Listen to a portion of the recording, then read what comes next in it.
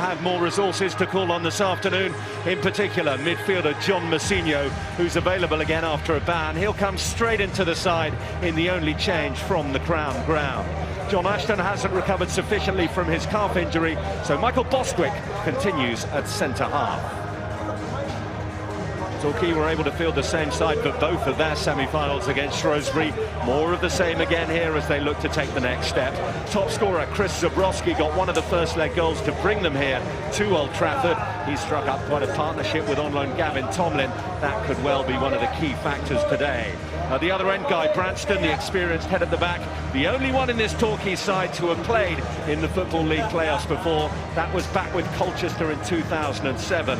Jake Robinson, on loan from the vanquished semi-finalist Shrewsbury, has overcome a knock, so he starts his 25th consecutive match. Chris Beardsley scored the goal to make sure of Stevenage's progress here to Old Trafford. He's back amongst the subs today. Don Ashton fit enough for a place on the bench. Little winger Danny Stevens scored in Torquay's win over Stevenage in March. He's among Paul Buckle's options.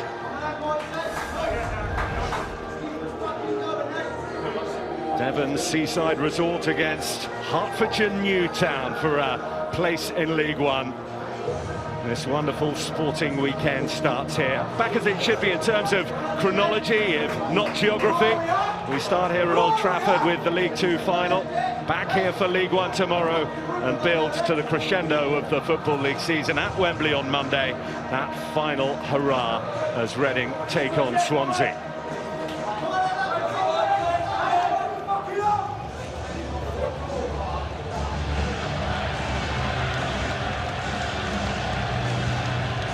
A walk that's a bit more reminiscent of the Wembley of old, having to walk half the length of the pitch.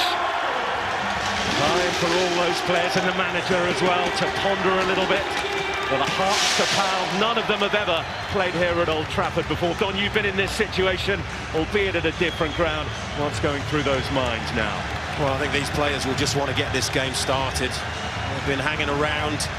The delayed kickoff certainly hasn't done any of them any favours, but it's all about the big prize at the end of the 90 minutes or extra time and penalties if necessary of promotion.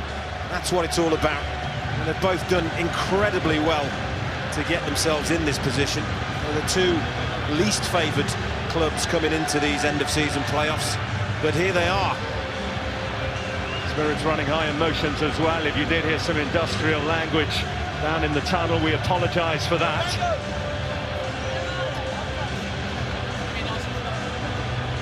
22 players making their way to the halfway line here, half the number. They know that will be League One players next season, half of them conference players last season.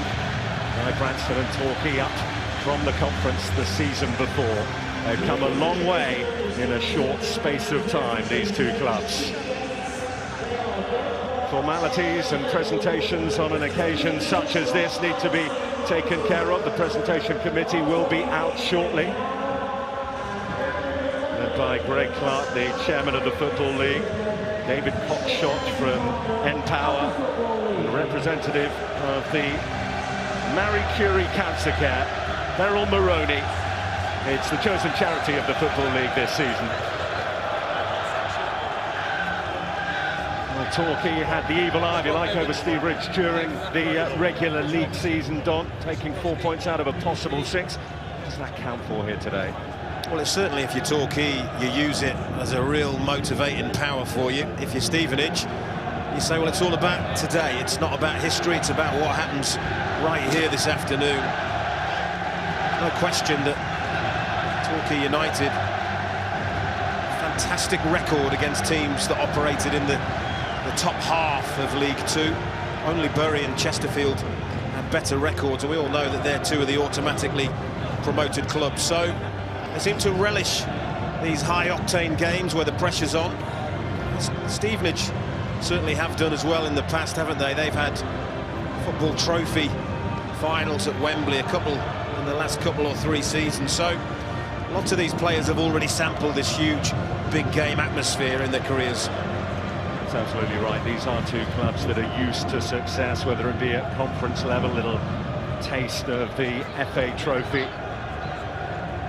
This is the next step, a significant one as well. Stevenage never in their history before this season had played in the Football League, and here they are unexpectedly at the gateway to the third tier. Torquay looking to return for the first time in 6 years. Everyone gathered here at Old Trafford now stands for the national anthem.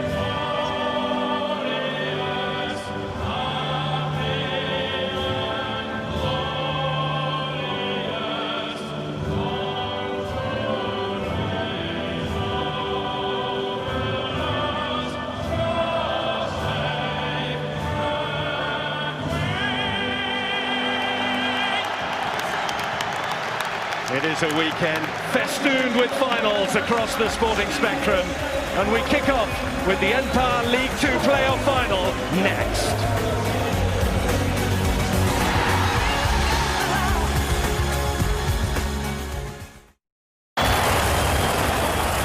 Sponsored by Bet365.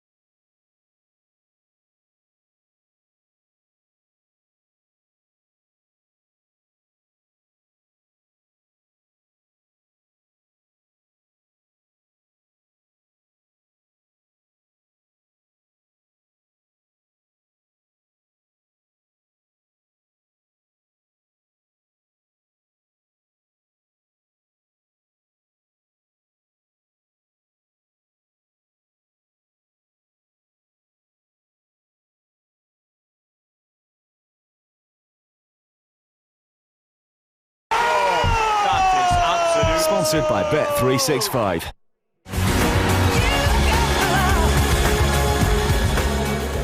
The League 2 playoff final between Stevenage and Torquay, 6th and 7th in the final league table, with a chance now to reach League 1. A game for these players every big as the one tonight. Commentators Don Goodman, Bill Leslie. Well, so often when it comes to an occasion like this, you focus on the men who will get you the goals. Perhaps most significant for these two will be who performs the best at the other end of the field. What an afternoon it is for that young man, Mark Roberts, as you may have seen in the build-up to the match, weaned on the terraces of the Stretford End as a Manchester United supporter, looking to lead Stevenage to playoff glory here at Old Trafford. Guy Branston, 16 different clubs over his career, a real battler. He's tasted Football League playoff success, even though in the semi-finals with Colchester in 2007 he ended up missing the final because he was sent off in the semis.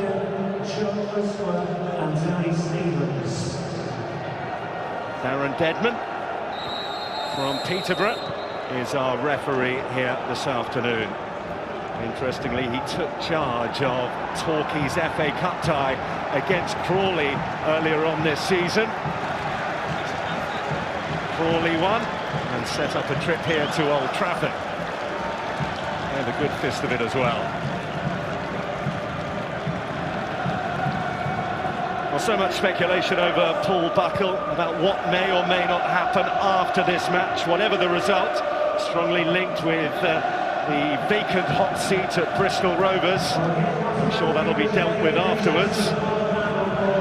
And certainly, Don, both these managers have got their teams fired up, have got them well prepared, and got them peaking at the right time, barely losing a match in the run-in.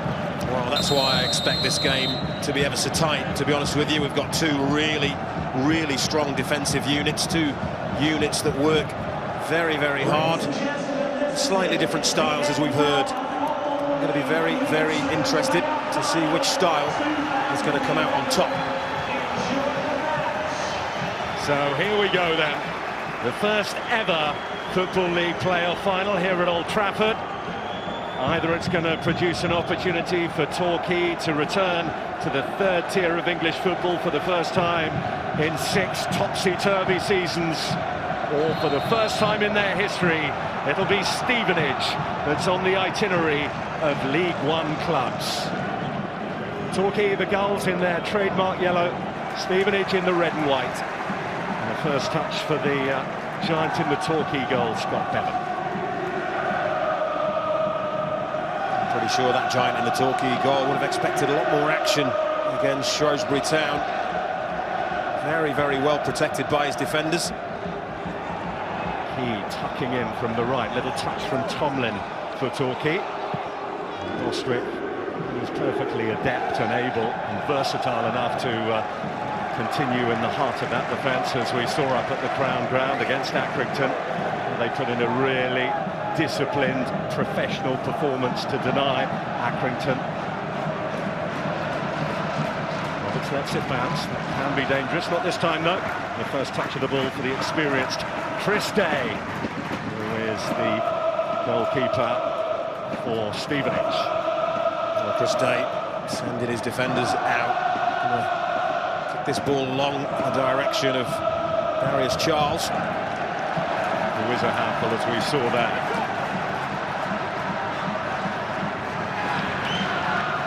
Stacey Long gets an early cross in, and that's very well defended. Needed to be as well. Good whip on it from Long.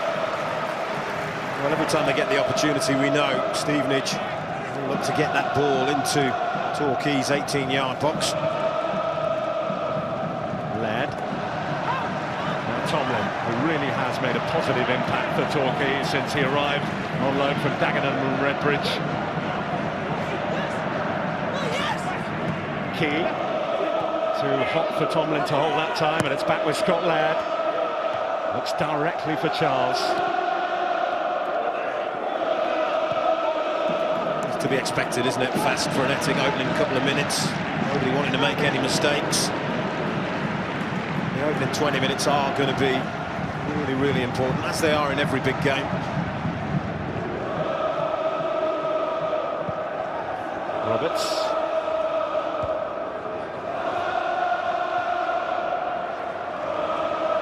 Here's Tomlin now. Movement ahead of him, but he's just overrun it. Chance there for Bostwick to clear away.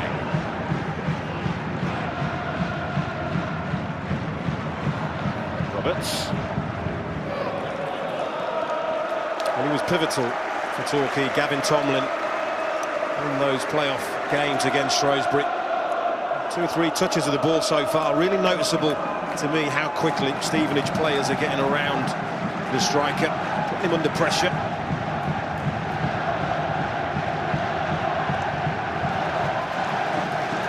Key, who is a barrel-chested, robust attacking player. Again, starting out on this right, but don't be surprised to see him maybe swap a little bit with Zabrowski. There's a potential fluidity to this Torquay system that they've shown throughout the season. Tomlin. Key. Zabrowski. First chance for him to run at Bostwick, who stood strong, stood tall. Clears away. Reid, who's recovered from the hamstring injury that saw him off early at Accrington. Darius Charles. Even 2 couldn't stop him. It's still with Charles. Chance to tee it up. Super block. Well, it's Guy Branston. Absolutely brilliant defending, and he knew coming into this game he was going to have to be on top of his game. He started well. Really important block. Laird. Long. Reid in space. Wanted it played early by Stacey Long. And the end possession squandered. Away by Ewan O'Kane. Well, despite a long season and indeed a busy week on this Old Trafford pitch, the playing surface is pristine. It's got an unpredictable breeze that's gusting around this giant stadium, though, the home of the Premier League champions and, of course, the Champions League finalists. just get the feeling that Stevenage have settled slightly the better of the two teams in these opening 5 minutes.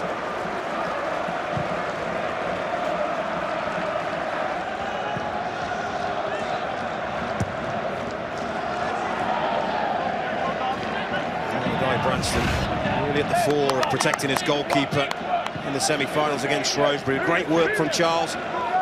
Picks out his teammate, and super defending, isn't it? Out like a flash.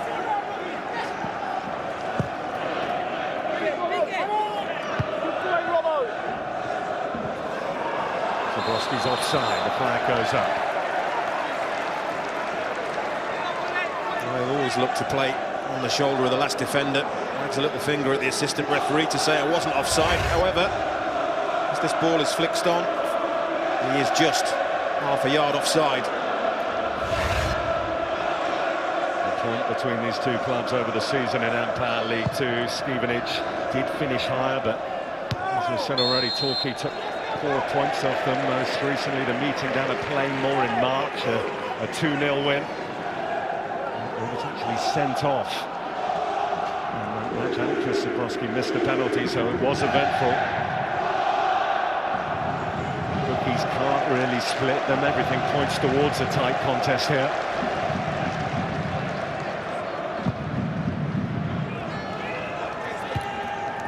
Let's have it.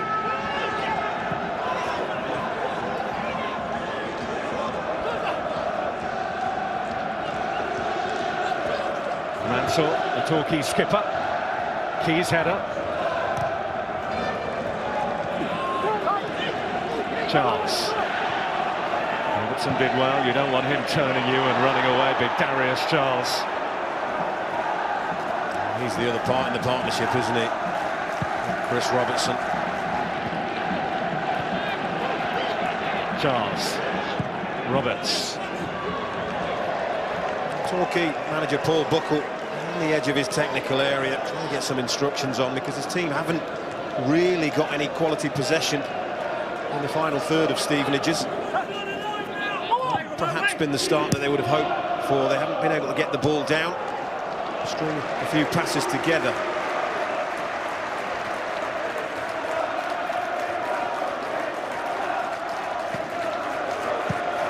Just when you think that you're starting to touch on a formula of playoff success, the sort of momentum you can carry in, and these two tear up the blueprint. It was certainly Shrewsbury and Accrington who had the better form over the last 6 games of the season. But it's the steadiness of Torquay and Stevenage that's seen them through. Zabrowski. Mansell might come to Key. It's Key for Torquay. Blocked away from Mansell, eventually cleared away via Stacey Long. It was the skipper, Mark Roberts, that got out and got a block in for his team. The first few passes, the first little bit of pressure from Torquay United, worked the ball out wide, and this ball is deflected into Billy Key. I just think he's getting the strike away, but the skipper does well. He's out, he gets the block in, and eventually they clear their lines.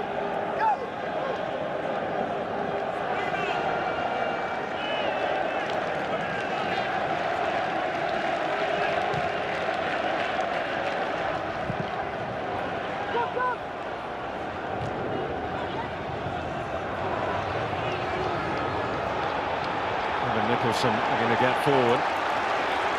It took Laurie Wilson getting back to help out Stevenage. Long-serving Ronnie Henry to Bostwick. Giving Charles a chase. That's going to be a bruising battle. He's done well, Charles. And rushing forward from midfield to apply the touch was John Massinho. Well, Guy Branston will be a very relieved man. He's trying to usher this ball out, but Charles is having none of it.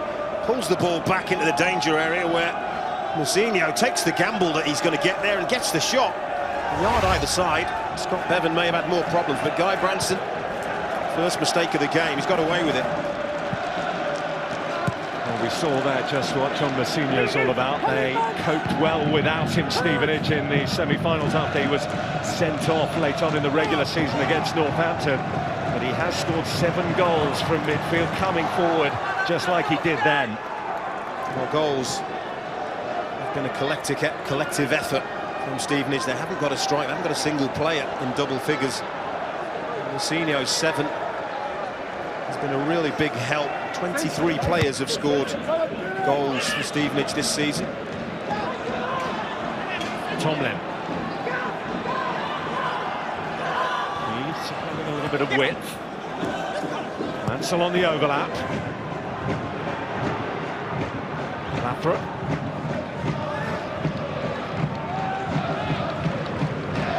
Okay. This is better from Torquay for the first time, really.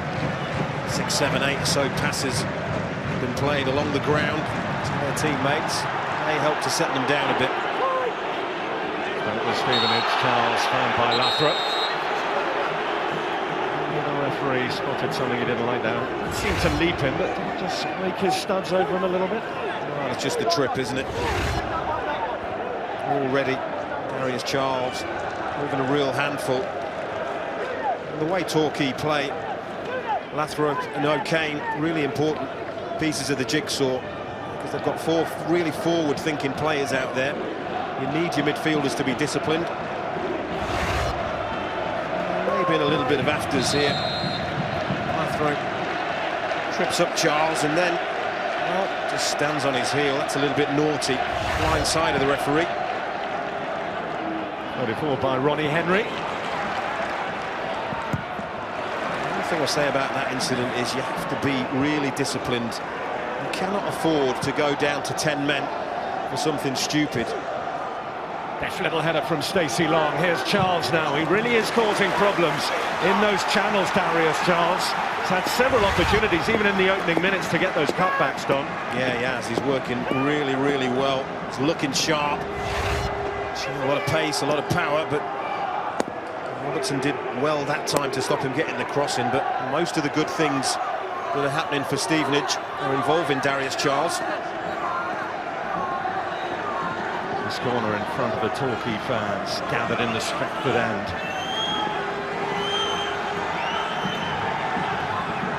Look at the run from Bostwick. No one really picking him up. Bostwick just couldn't take it in his stride. Nice bit of invention though from Stevenage. Very, very clever, because Torquay like to leave 3 players up.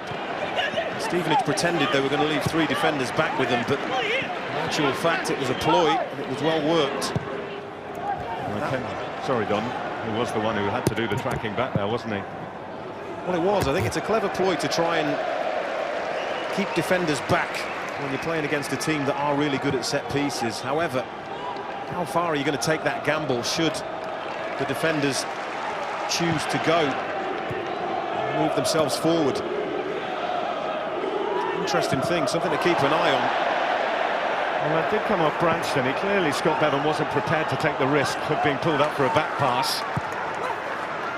He nearly played his side into trouble. As it is, pretty coolly. They played their way out. Tomlin.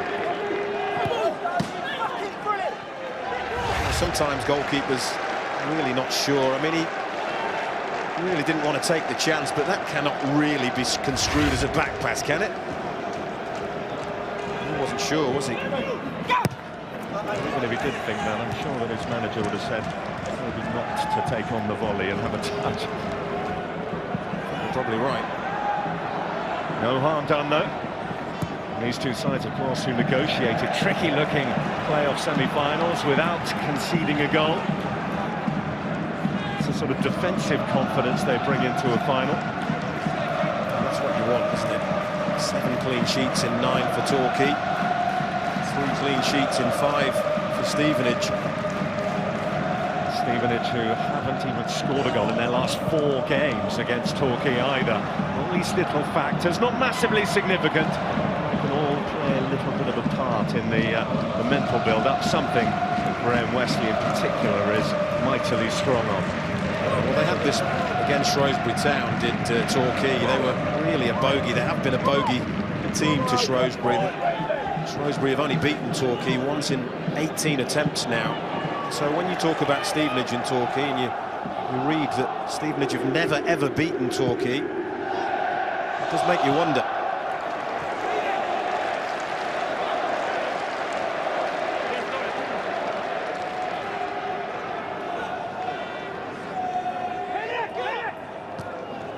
Little touch on there from Zabrowski.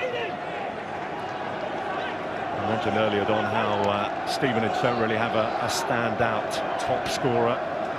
Torquay certainly do. Chris Zabrowski, his 15 goals, see him well away at the top of the chart there.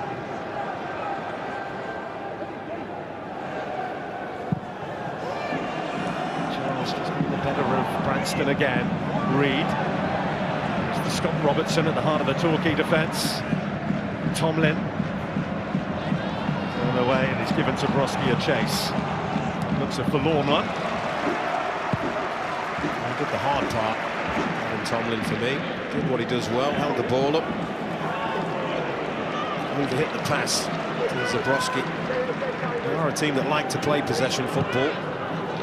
When you are a team that does that, it's not good giving the ball away needlessly.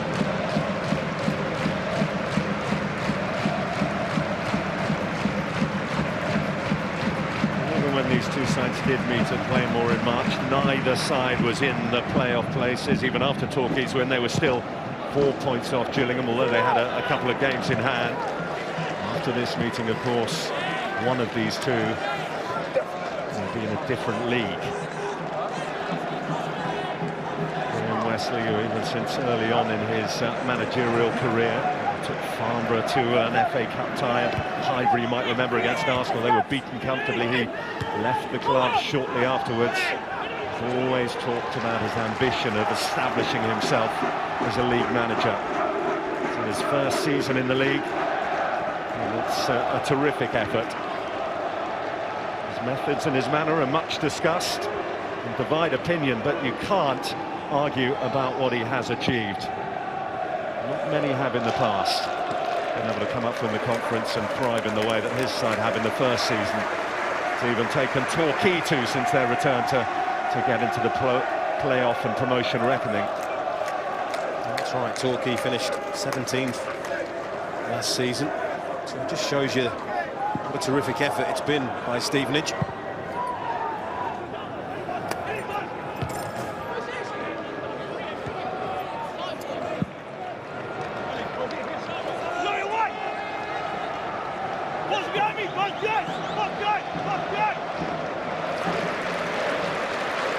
Branston.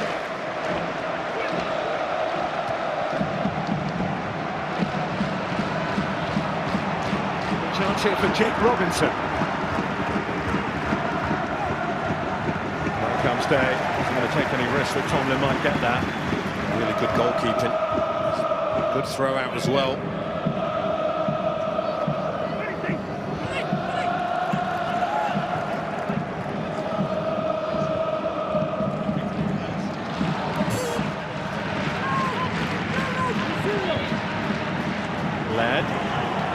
Stacey Long has made an excellent run forward. Nobody really gambling that Stacey Long was going to get on the end of that. Certainly neither of the two strikers were up with him.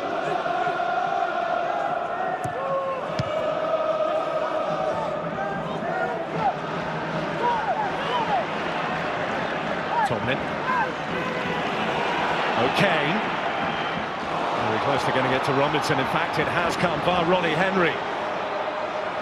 Jake Robinson. Crowded out in the end by the Wilson-Henry combination. They'll be hoping to get Jake Robinson more involved than he's been in the opening 19 minutes or so. Not seen too much of the ball. High boot from Zabrowski. And a free kick for Stevenage.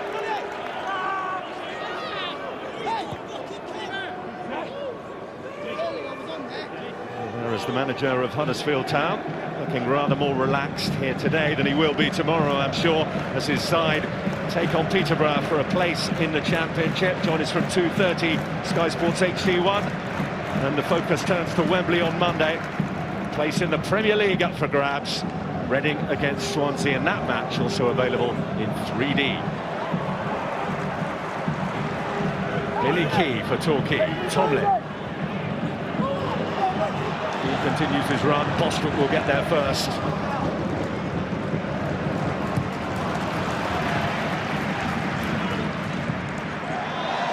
Good defending by Bostwick. Showed all the composure of somebody that's played plenty of games in the midfield areas, didn't he? Didn't panic.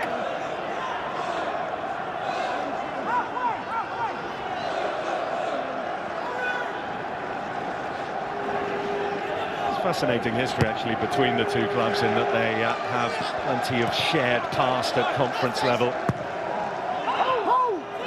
Torquay fell out of the Football League a few years ago. Stevenage, of course, staple in the conference over 16 seasons before they finally took that next step. Lad.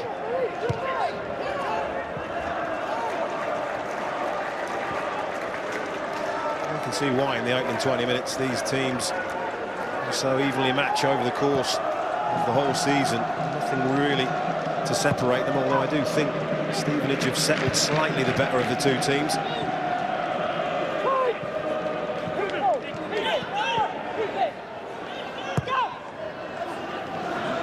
Tomlin. Roberts. Very much his manager's mouthpiece out on the field. You get that sense, don't you?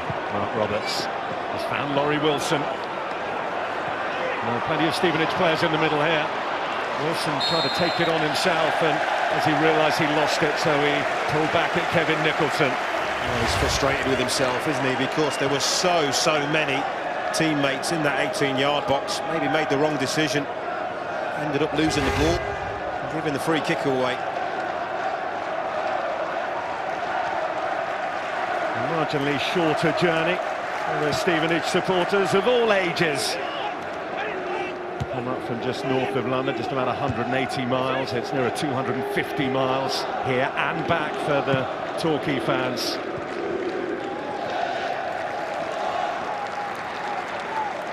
Tell you what, though, might be dwarfed by this giant stadium, the crowd here. It's still impressive. It's still over double their average home gates that they brought with them here for this marquee day out. And there's great prize dangling at the end of it, the final promotion place to League One next season.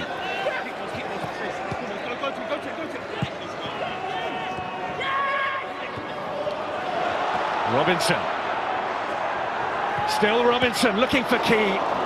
Just stabbed away by Laird, who came to tuck in. Well, I wondered about Jake Robinson. He's so predominantly right-footed. Showed that in the semi-final, but talking to his manager, he's going to encourage him to try and go both ways and make him a better player. And that time, chose to go on the left and got to the byline. Really good play. Well, Key has gone central here. Zabrowski out to the right. It's Robinson again. Tomlin went near post. It's loose. Ready for someone to pounce, and that man was Roberts. That's more encouraging for Torquay United, though, isn't it? I said they'd like to probably get the ball more out towards Jake Robinson. They have done twice in the space of a minute, and twice he's taken on the full-back, got to the byline, got the balls back into the danger area. Messages coming from the bench as Danny Potter, the substitute goalkeeper, talking to Scott Bevan. Braxton's header. I was going to say, I saw the sub-keeper was called out by Paul Buckle, given a message and sent round to the goalkeeper. Laurie Wilson now. Support from Ronnie Henry. Plenty again in the middle here for Stevenage. And Darius Charles coming in. Couldn't get his header on target, but they certainly aren't shy in coming forward, Stevenage, are they? No, they're certainly not. Stands the ball up really well, and Charles comes in, attacks it. Just can't get the direction or the power on it, but he's looked a bright spark in these open exchanges, hasn't he?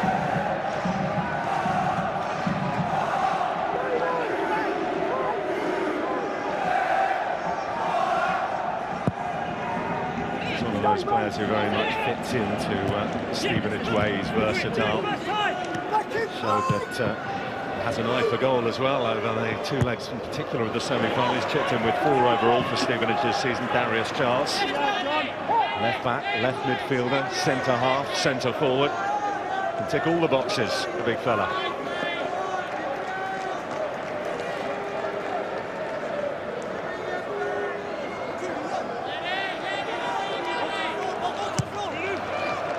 Laird, long. Senior, Reed, Lee Mansell, the Torquay skipper.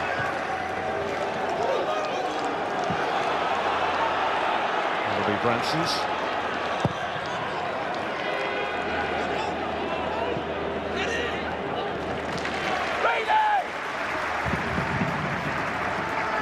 Another thing, Don, that these two sides have is the experience of big occasions, if you like.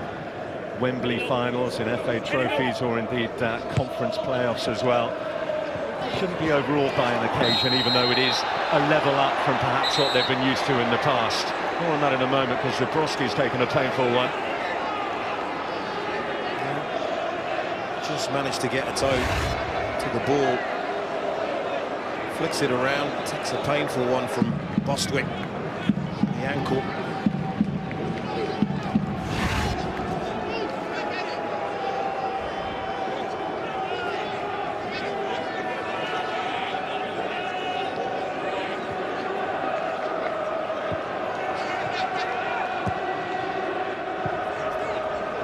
Torquay's longest serving player.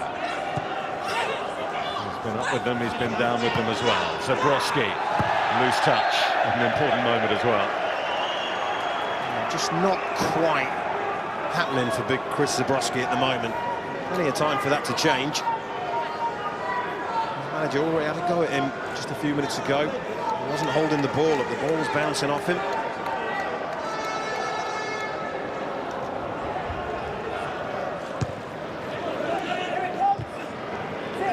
Bostwick.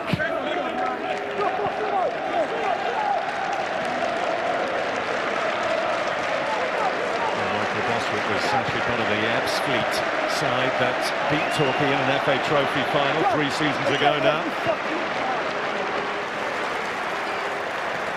Laurie Wilson. Certainly got the beating of Nicholson. 6'6" Scott Bevan needed to use all his frame to get that away, and it's still not clear. It's Charles, and it's into the Stretford end. Well, this all starts because there's a terrific burst down the right from Laurie Wilson. Watch this for a bit of pace. Leaves Kevin Nicholson trailing and gets a good ball in. Isn't dealt with great, is it? I think Ewan O'Kane should really be clearing the danger there. He elects not to. The chance falls. Big Darius Charles eventually cuts inside onto his weaker right foot, just can't keep it down. But I think Torquay need to be learning lessons.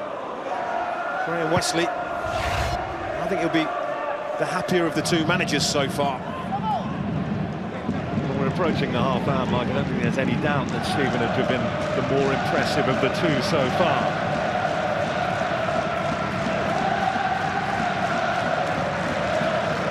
And the old adage goes about when you're on top, you've got to make it count. See it a lot, don't you, in football? Haven't managed to carve anything ultra clear out as yet. That's the positive from a Torquay United perspective. I think it's always important, of course, the first goal, but when you've got two sides who've been so good defensively over the course of the season. Stevenage with the best defence bar none in League Two, 7 clean sheets in the last 9 games for Torquay. They have the confidence to sit on a 1-0 lead, whoever's able to get it. Could be crucial, though. In the last 4 finals at this level, the team that have scored first have lost twice, so you just never know. That's about the only thing you do know about the playoffs, is that you never know. Down goes Charles, rather optimistically inside the box. Darren Dedman was not convinced by his shouts for a penalty. The wrong side, Chris Robertson, who pushes him, doesn't he? And I'm not so sure it's enough of a push to warrant Darius Charles throwing himself to the ground like that, but there is a clear push, and that is a very, very dangerous game the big centre-half was playing there. That's Reed. Evans across swiftly, effectively.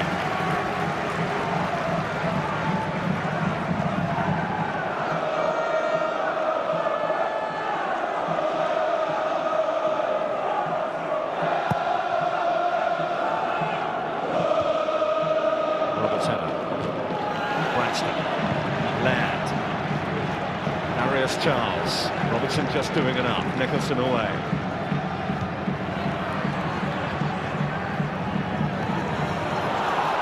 Stolen back by Mousinho. Here's Wilson. Good run from Reed, who wanted the early ball. Wilson didn't spot it. Mousinho's cross. No one at the far post. Here's Long. Back into the assembled company, but over them.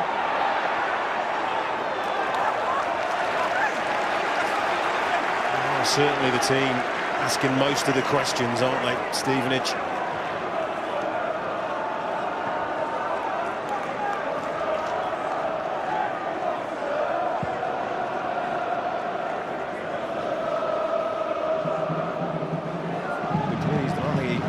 Encouraging his team to get some decent crosses into that box. They do look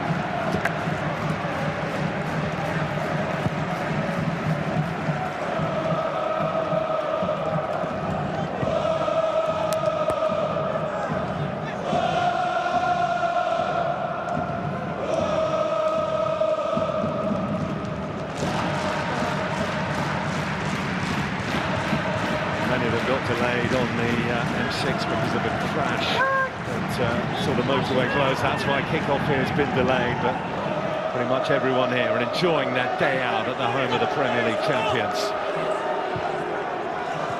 On one side will be smiling at the end of it, though. Here's Byram, born just up the road in Lancashire. Oswald Twistle was his birthplace.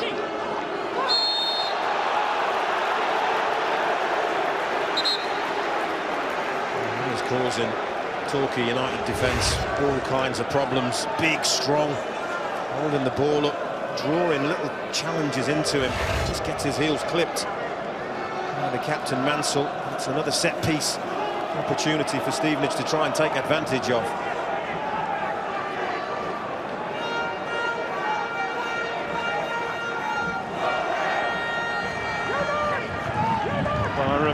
Who's predominantly left-footed, standing over it. Stacey Long, who will use his right if he's the one to take it. Plenty of size available for Stevenage to aim at, if that's the way they want to go. That size is something that Torquay also have in their goal from Scott Bevan. There's a calm piece of assurance for those four defenders.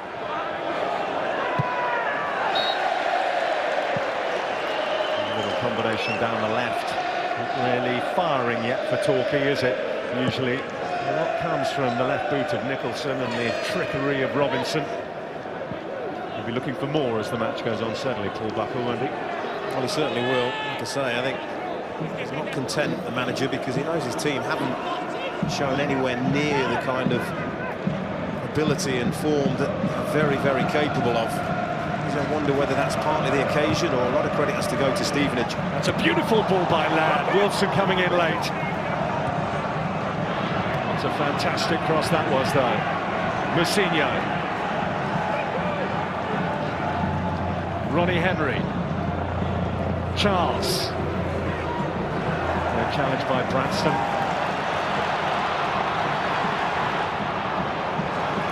And O'Kane. Now there's a chance for Jake Robinson to come forward. Into Tomlin. Zabrowski alongside him. Gavin Tomlin. Robinson. Teed up neatly. There must have been a temptation there for Lathrop to take it on. It's still alive. It's Tomlin. Key coming in at the far post. Has Tomlin spotted him? And he went near. And it's a corner for Torquay. Oh, the first time they really get Gavin Tomlin in an area where he can do some damage. Some lovely trickery and some lovely skill. Look at that. He's looking to hit that ball into the near post area, but you've got to give credit to the Stevenage defender. Cuts the ball out. First Torquay corner. And there's the Stevenage captain to get it away. Key back to Nicholson, who has a very useful left foot. Hasn't got a chance to show it as Wilson closed. Lee Key. Very, very, very ambitious. Billy Key must be fully 35 yards out, going for the wonder strike.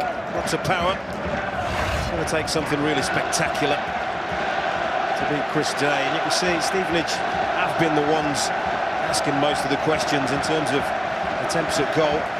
Torquay still haven't managed to work Chris Day.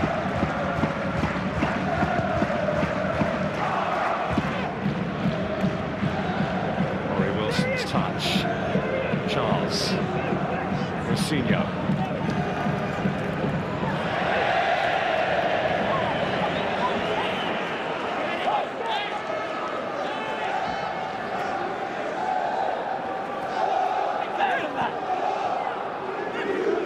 Predominantly winning habits. Both managers certainly have instilled not losing habits. Torquay just one defeat in 14. Stevenage 2 of their last 14 have seen them beaten. And this might come to Tomlin. That is a skipper's challenge on the edge of the box there. He really meant that, didn't he, Roberts? That's outstanding defending. And there's a platform for an attack as well. Laurie Wilson. Corner. Skipper's challenge it was, because O'Kane does really well, rolls the ball into the path of Tomlin, who must think he's all but in. He's trying to touch it round, but how about that? That is the perfect defensive challenge.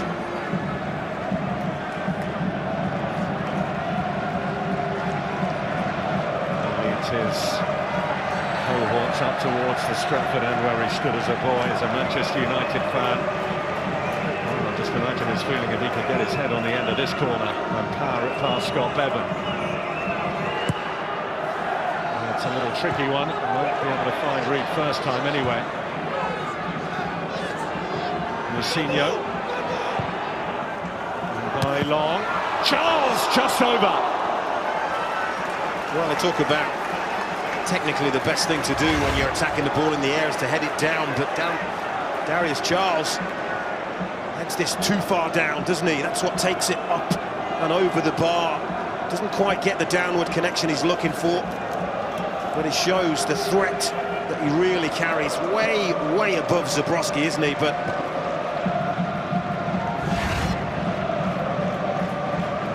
seen a good bit of invention though from Stevenage for their corners, haven't we? well, it's a test, and I'm just waiting to see who buckles first, because Torquay's still leaving 3 players up from those corners. Stevenage saying, right, we'll match you 3v3. And then the defenders that are marking the attackers are threatening to go up at the last minute for the corner, as we saw with the very first corner. So it's a game of chess as far as that's concerned. Bostwick. Pressure from Zabrowski. Might just have won it back here. Tomlin's there. Now Robinson. Well, Stevenage have got men back. The element surprise has gone slightly, but it's still Tomlin. O'Kane scored in that first leg semi-final win against Shrewsbury. Lee Mansell, the captain. Ewan O'Kane looking for Tomlin. Robinson now. Jake Robinson. And once again, he did the hard part, really. And getting this ball into a really good shooting position. He really attacks it, takes it into the space, and then the chance is there for him to hit it, but slashes wildly, cuts across the ball, and it's nowhere near the goal in the end. They were just excited for a second.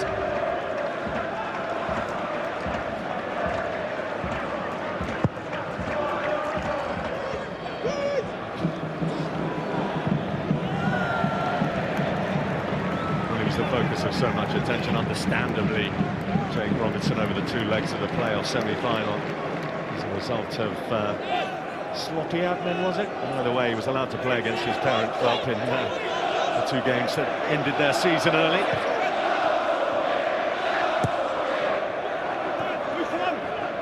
And Shrewsbury Town will never ever make that administrative mistake ever again, I'm sure. It's to Torquay's benefit. Signed right at the end of the January transfer window, Jake Robinson. He didn't quite complete the deal, and he played in a match which saw them deducted a point because the registration wasn't fully completed. It meant that they'd have finished level on points with Stevenage. You could look at that the other way, couldn't you? If they'd been deducted 2 points, they wouldn't be here. There's lots of little... It's those fine lines again, It is the fine lines, yeah, absolutely.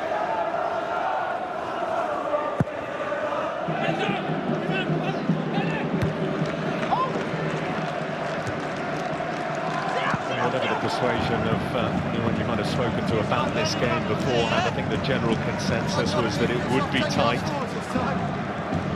But, as is always the case on occasions like this, the one that is able to turn up, play the game, not the occasion, the odd matches that come out for cup finals, particularly in playoffs when a whole season is effectively concentrated into 90 minutes.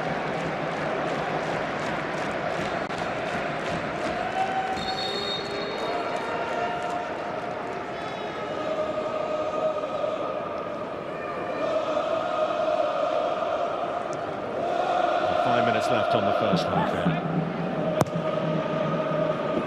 Byram hangs it up looking for Charles, but only finds Branston.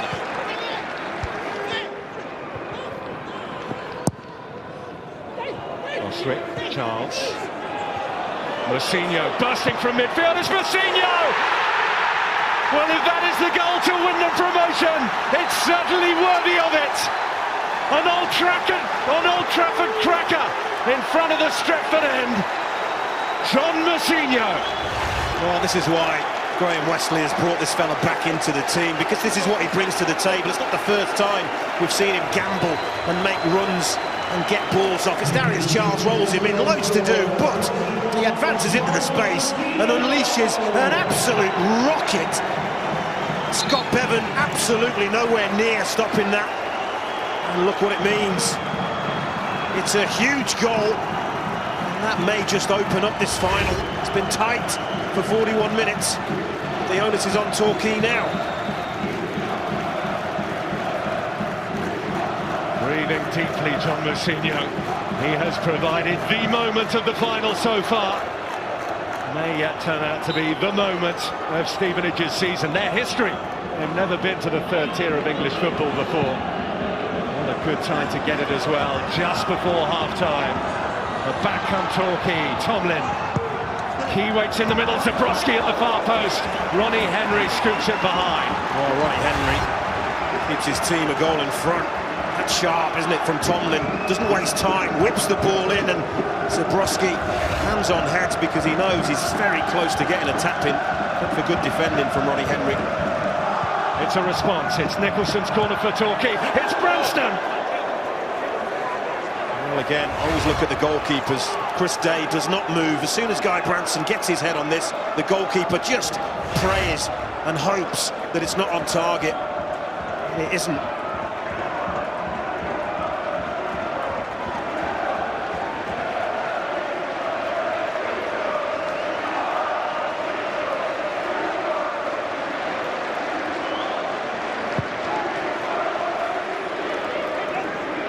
Precedents, habits, we've talked about them as the game has gone on, and how important the first goal would be. Well, Stevenage and Graham Westley haven't lost when they've scored first this season. They haven't lost in fact since the FA Trophy final last season against Barrow, when they scored first and ended up on the losing side. Shows you the scale of the task now facing Torquay United. They can't afford to feel sorry for themselves. And they haven't. It has been a decent response. Stevenage's first goal in 5 meetings against Torquay. And they've saved it for the biggest of the occasions. Oh, what a goal it was as well. Robinson just allows that ball just to drift out of play. But he is somebody that Torquay really need to get the ball to. He's already shown it 2 or 3 times. Got the beating of Ronnie Henry if he gets given the opportunity.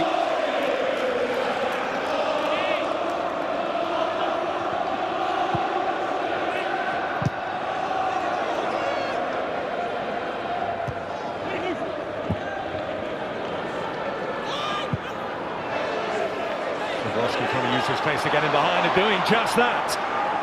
Torquay's top scorer on the ball. Key in the middle. Zabrowski! That's a poor decision.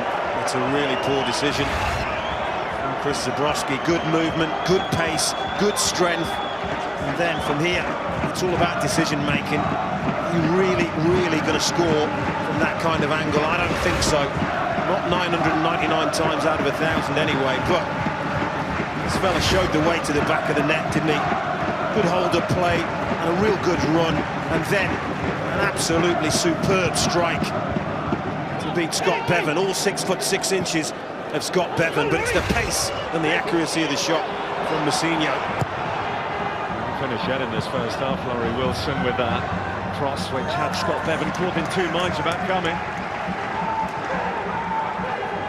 Well, we always felt it was going to take a goal to open this game up. As we see, one more minute, but since the goal, it has opened up both ends of the pitch, and I hope that that's the sign of things to come for the second half here. I'm not sure that'll be the half-time message from Graham I Wesley. certainly won't know.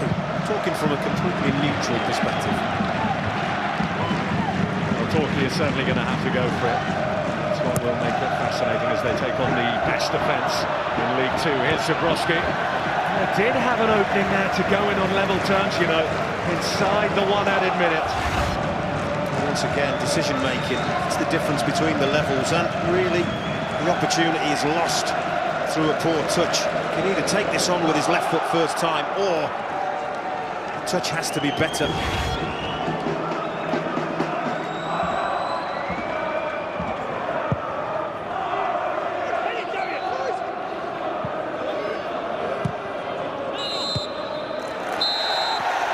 Well, a player who missed both legs of the semi-final because he was sent off in the closing games of the season has stepped up on the biggest stage, arguably the biggest game of Stevenage's history, to give them a half-time lead. Half-time in this NPAL League Two playoff final at Old Trafford. Stevenage 1, Torquay 0.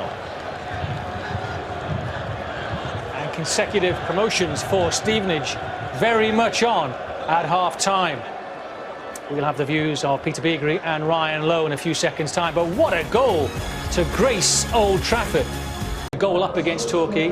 Graham Wesley there, the man in charge at the moment. Be a glorious end to the season for him. Only a few months ago, they were in the bottom half, nearer the bottom of the table than the top by far. Torquay were out very much earlier than Stevenage. Be a great achievement on his behalf if he can get Stevenage into League One. Who'd have thought that a few years ago when they were down in the conference?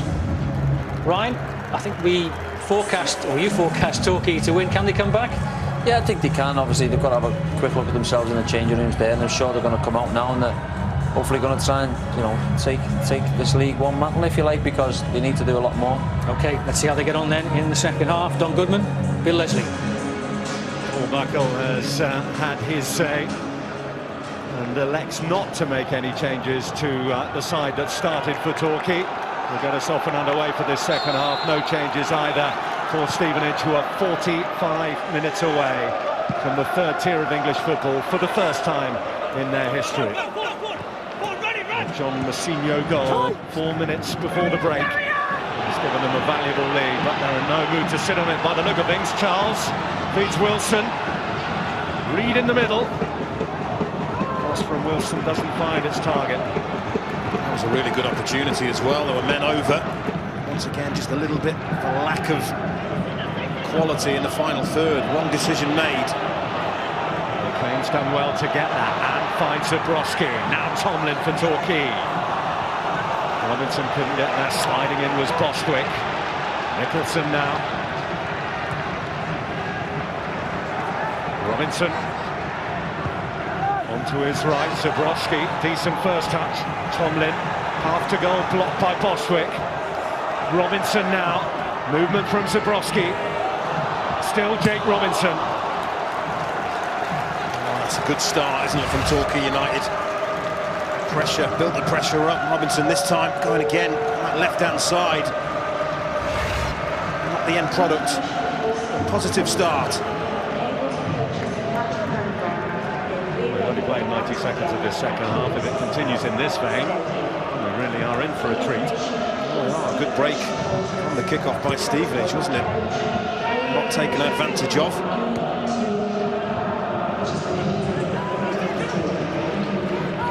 Nicholson. Tomlin.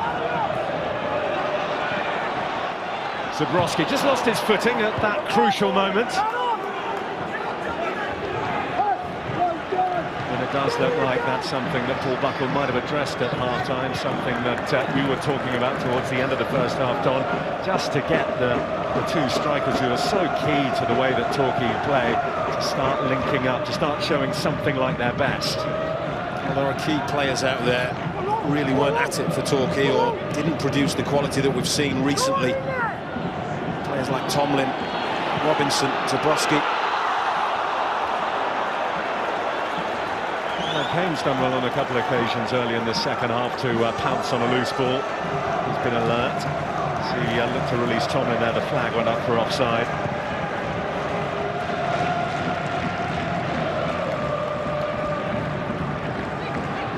Here's Charles Reed. Robertson now for Torquay.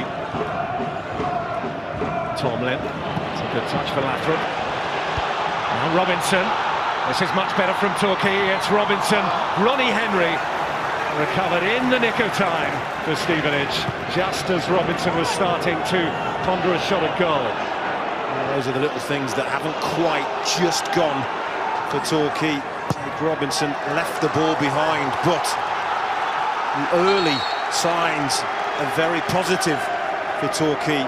Positive that they can cause more problems to that Stevenage defence. Billy Key. Zabrowski holding a position wide on the right to take on Ladd. Still Zabrowski, Ladd with the block. Clipped in towards Billy Key. Ronnie Henry got his head to it. Nicholson now.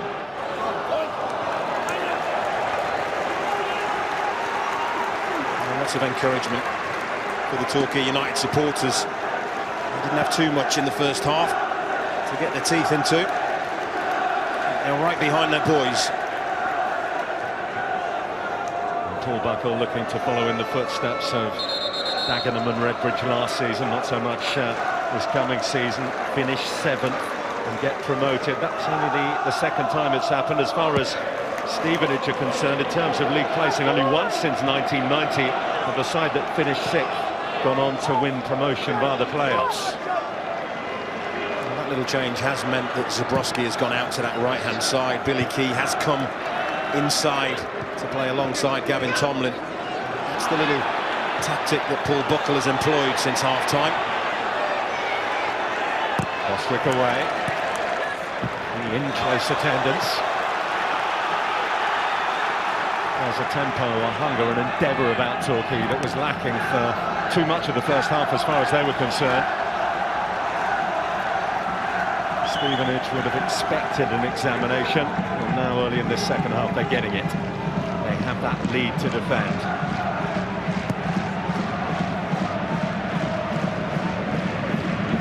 Branston. Rosinho. Given away. O'Kane forward. It's Billy Key. He's in behind here. He's onside as well. Key. Well, he almost seemed to be caught in two minds, didn't he? Should he look for Tomlin? Should he take it up? Well, I think it was caught in two minds because this is on his weaker left side. Had this been on his right side, he wouldn't have had any doubt about what he wanted to do. He was never really confident in that left swinger, was he? Had to go anyway, credit for that. Nicholson corner for Torquay. Roberts has missed it. Branston coming in behind. Oh, what a start, what a 5 minutes they've had, Torquay. And you ask yourself, where was this in the first half? It was nowhere to be seen. This is Billy Key going through. He doesn't get the contact he's looking for. It's creeping in that near post. You have to give Chris Day a little bit of credit, but he will be encouraged by what he's seen. That's another one of the playoff matters, isn't it? Don't leave anything in the changing room. Make sure that if you do lose, you go down fighting with no regrets. And certainly if it had happened way for Torquay that their first half performance panned out way in this second, then there would have been plenty of regrets.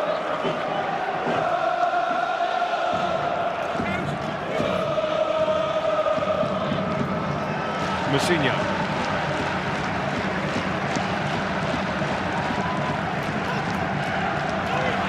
Stacey Long. Wilson. Charles. It back where it came from, and it's allowed Nicholson to get it away. Caught in two minds, and Zabrowski's found Tomlin. Now Eunan O'Kane. Cross comes Roberts. Well, he's been outstanding, hasn't he, Mark Roberts? But now just look at that response from Torquay at the start of this second half. Just what he was looking for.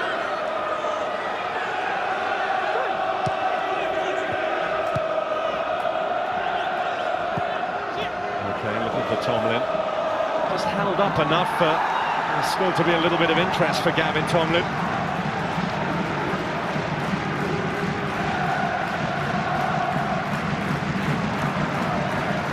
Well, their promotion to the league came back for the playoffs.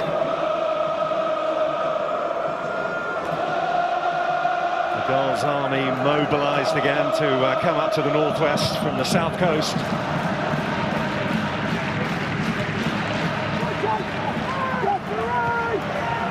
Has to be a foul, doesn't it? Ronnie Henry all over Jake Robinson there. One of the officials spotting it though.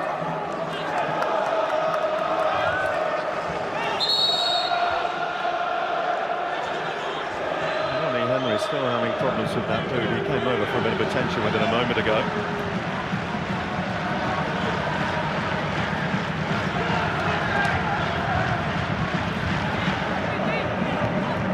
Chance.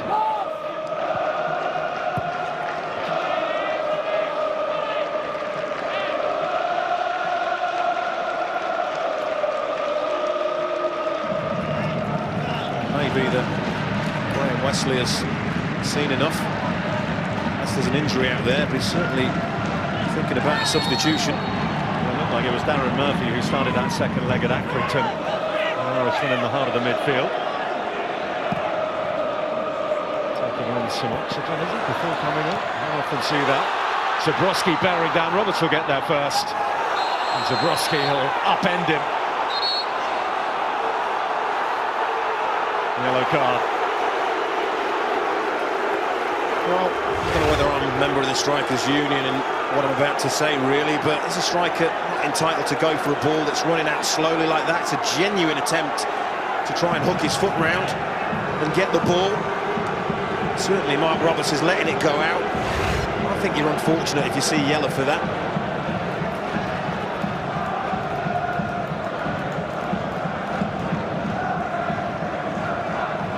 Explanation given.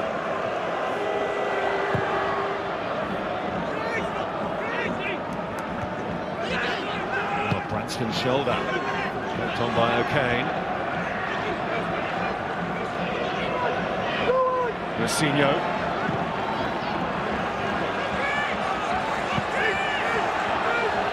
Manson.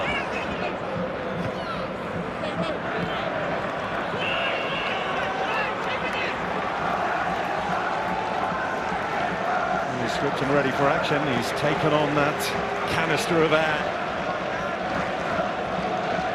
I could have done with that a few times when I was playing, I can tell you.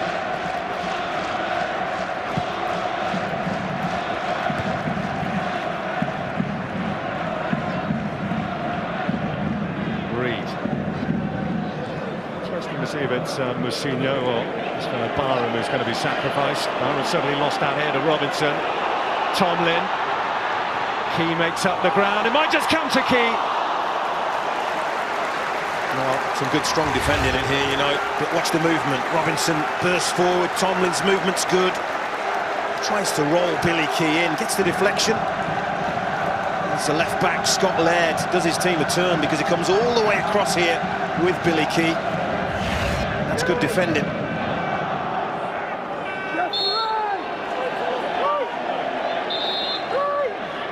Well, here comes the change.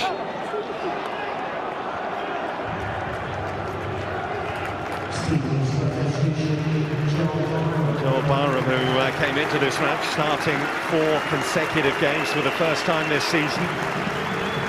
His playoff final won't last an hour. Darren Murphy, who did very well deputising in midfield against Accrington Stanley, nullifying their threat, will come on and try and see this one through.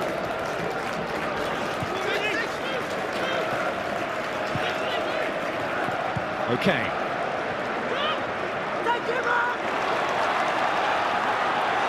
Zabrowski. And a deflection, and that'll take it for a corner. Well, it's looking a good move, isn't it, by Paul Buckle, putting Chris Zabrowski out there on the right and just saying, get the ball, take him on, try and get some crosses in. They have shown already, particularly Guy Branston, what a threat they can be from these set pieces. And Nicholson gets the delivery right as well, and that one's whipped in tidily. Laird was there. Put away properly by Long, okay.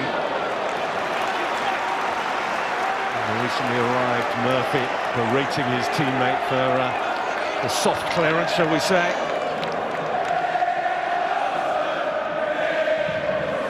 Nicholson's long throw. Branston the target. It's kept alive by Billy Key.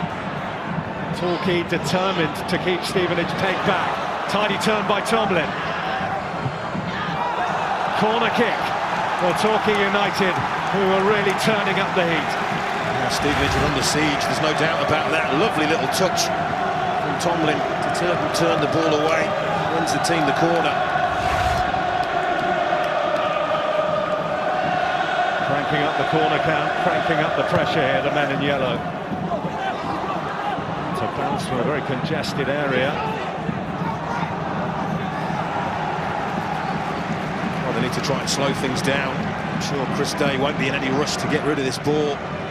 His team have been under a little bit of pressure, more pressure than they've been in the entire game.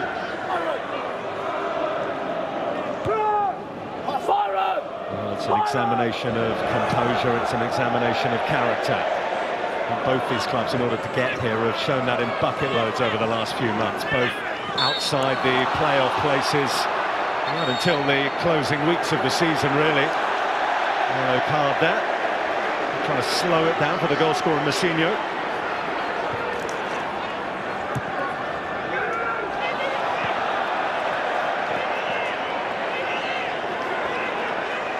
He wouldn't allow the ball to be given to Torquay. Just delaying tactics.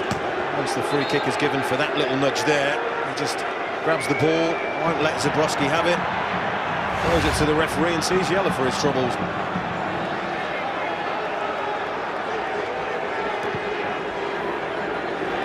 Down, it's Craig Reed.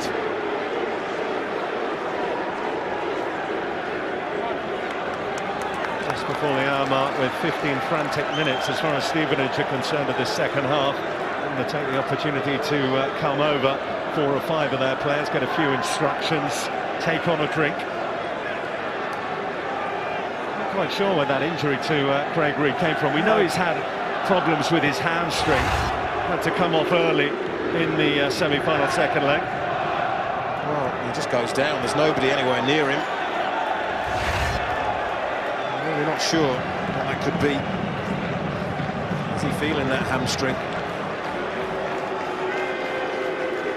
Well, there are those of a cynical nature of conspiracy theorists who will look at the fact that it has happened on occasion throughout the season that Stevenage use a few tricks to disrupt the passage of play. Whether this is an occasion or whether it's a recurrence of Craig Reed's hamstring problems, yeah, I think we'll it wait to is. see. But he's certainly not going to carry on here, Craig Reed. It's going to be a change.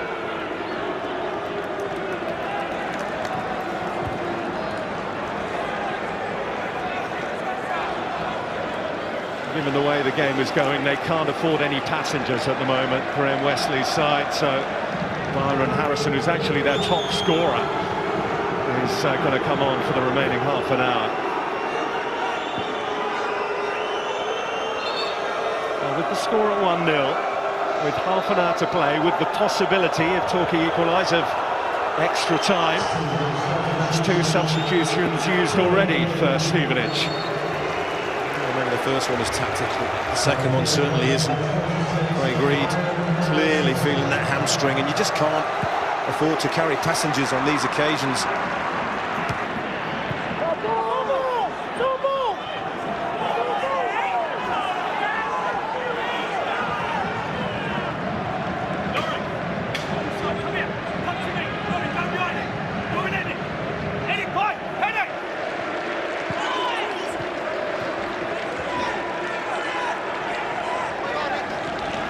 I'm sure Graham Wesley would have been expecting a response from Torquay. He would have had his spies at both the playoff games against Shrewsbury. You would have seen a good footballing team, an attacking team that create chances, and he would have known deep down Paul Buckle's team are going to have their moments in this second half.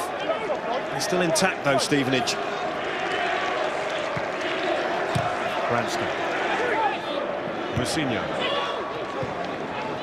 Down goes Charles, as he caught a little late.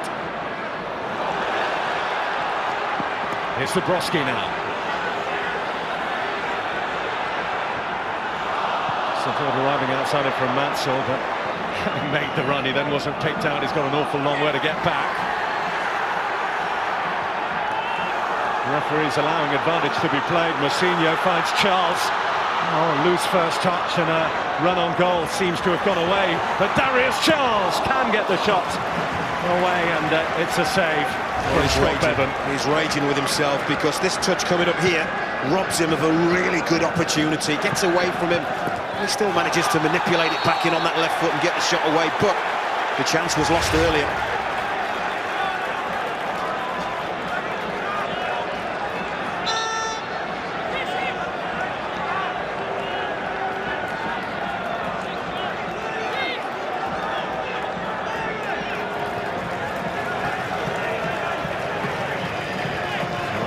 Chris Robertson. Centre half to add a bit of height, a few options for Nicholson to try and pick out here. Ball from Day, who got the punch away. Jake Robinson. Into the area, and Robertson was there, but he was offside as well. He still doesn't know that he was offside, I think. He just feels that this ball is just a fraction over here as that's played. You're talking fractions, aren't you? I think it's a good decision from the assistant referee.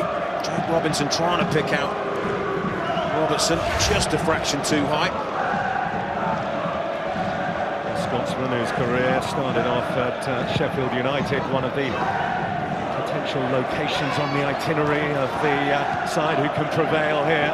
Both Sheffield clubs, of course, will be playing their football in Empire League One next season. At the moment, it's Stevenage who'll be joining them, but here comes Zabrowski.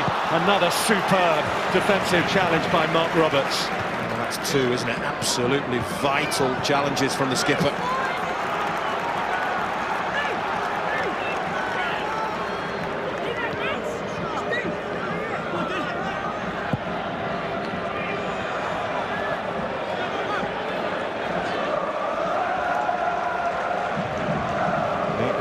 And flowing of a playoff final in the Football League. The first half belonged to Stevenage. They got the goal 4 minutes before the break. But really their play deserved in that first period. A bit of a collision off the ball here between the substitute Harrison and Branston. Branston, I think, may have come off slightly worse. It was purely accidental. This ball is kicked just there. Come together, both end up hobbling away.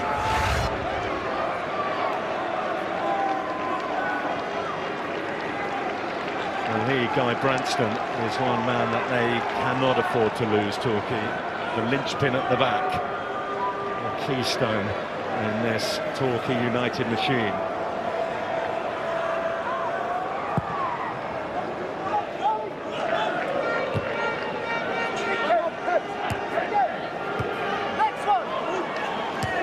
And he looks okay, Branston. Key loses out. Mousinho.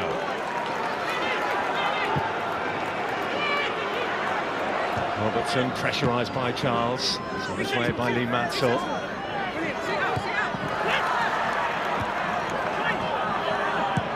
Mousinho, Charles. Good challenge here by Robertson. Just as Charles was getting ready to run into a little bit of space. And approaching the halfway point. The second half, the three-quarter mark of the match, assuming it lasts the regulation 90 and extra time of penalties aren't required. Have they weathered a little bit of the Torquay storm, Stevenage? And the men in yellow keep it up. Set a rare tempo, haven't they, in the second period? There's Tomlin now, it's his turn to take on Laird. Roberts hasn't quite got it right for once. Zabrowski, side netting. Well, there'll be people on this side of the ground that thought That was the equaliser as the net bulged and bristled. First mistake really from the skipper. Zabrowski pounces on it real quickly, just can't hook it back far enough. And that was how close that was.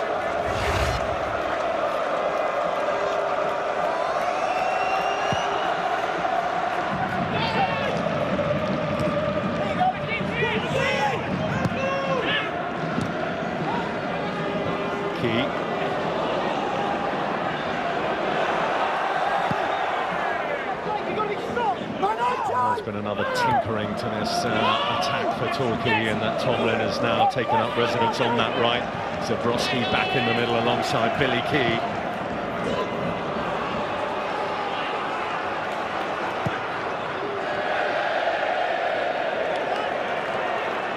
Well, Stevenage dominate in the first half in terms of attempts at goal, but Torquay pulled it right back, and it is them that are looking the more likely, although Paul Buckle will be hoping his team can test Chris Day a little bit more than they've been able to.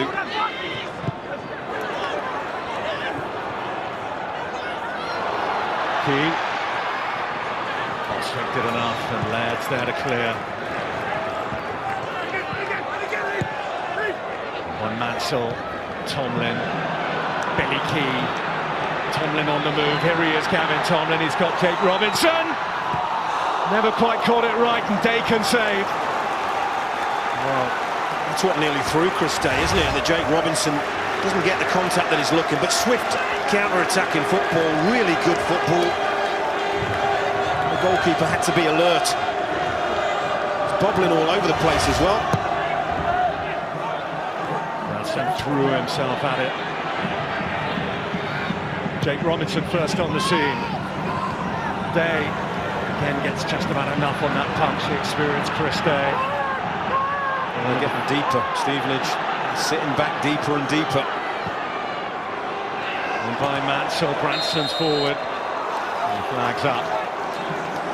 You can understand it, because Stevenage are 20 minutes or so away from League One football. They must be thrilled with the response they've seen from their team. They need that goal. They need it quick. First season in league football, our first ever taste of the Football League playoffs.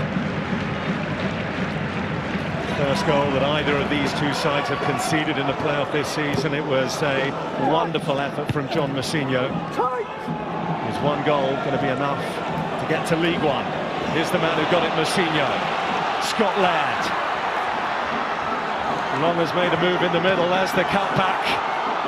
Branston just about did enough. They've got it away here, Torquay. Branston's down.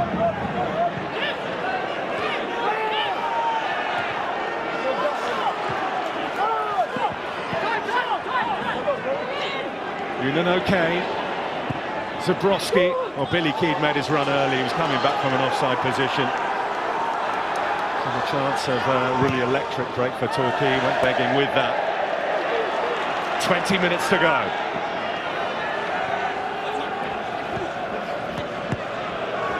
Robinson releases Key.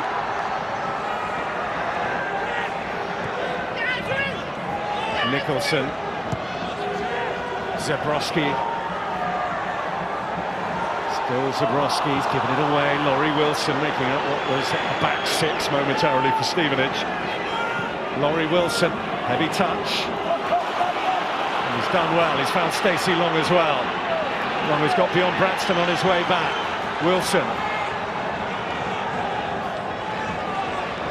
The substitute Murphy. Mousinho. Charles, who's back in the left-back position. Now he heads to a centre-forward position. He saw the gap, and eventually the door was closed by Branston. Once again, we've said it a few times, haven't we? Brilliant defending. This time, Guy Branston.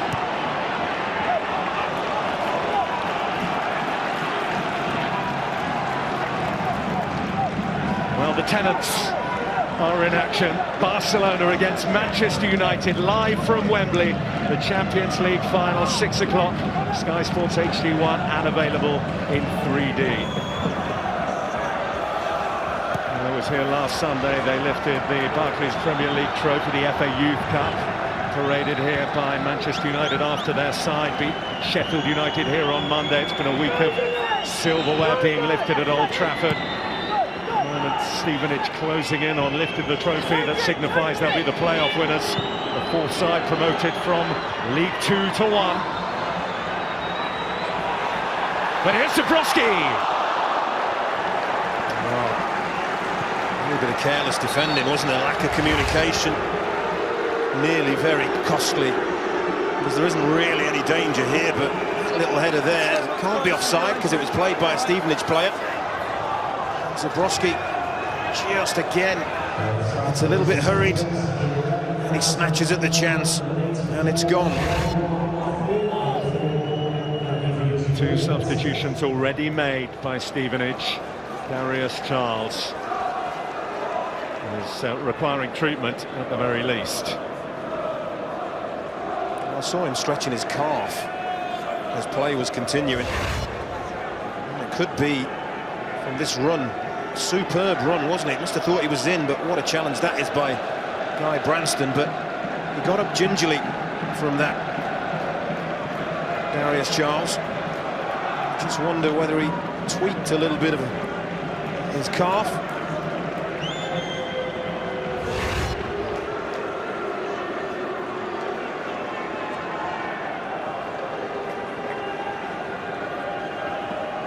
Well, it's positive, isn't it, from Graham Wesley? No question. Darius Charles soldiering on and keeping a substitution in the bank, if you like, with the risk of extra time. Just with a slender 1-goal advantage.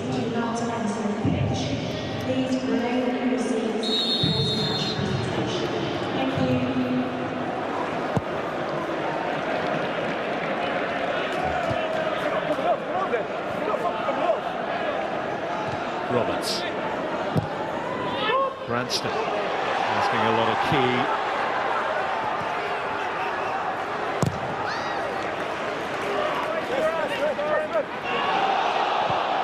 Now by Robertson.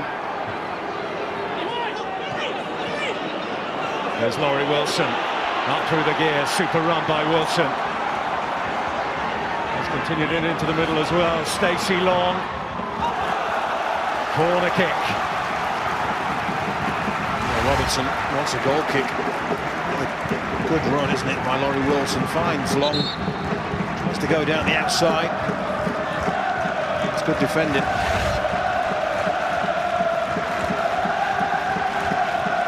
Chris Beardsley, who came off the bench to score the winner at Accrington's Crown Ground in the second leg, is going to come on in a minute, but not before Stevenage have taken this corner.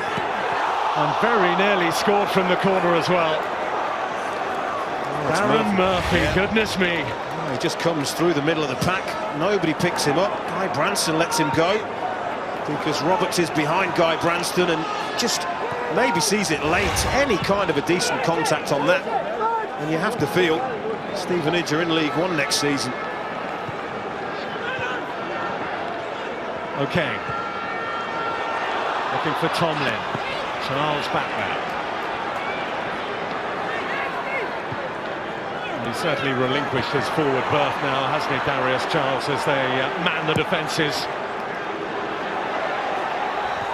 Key, the pass on any mistake from Henry. Robinson! And that just glanced the crossbar on the way into the Stretford end. Well, that's why he likes to get the ball on that right foot, because he's got a rocket shot on him. And as this ball drops, this is his chance to hit the target. Absolutely super strike. Lots of power. Just the wrong side of the crossbar. And Chris Day is beaten. He's beaten by the pace. And the crossbar. What a relief for Stevenage. It's a nearly moment for Torquay, and they're running out of time to have too many more of those.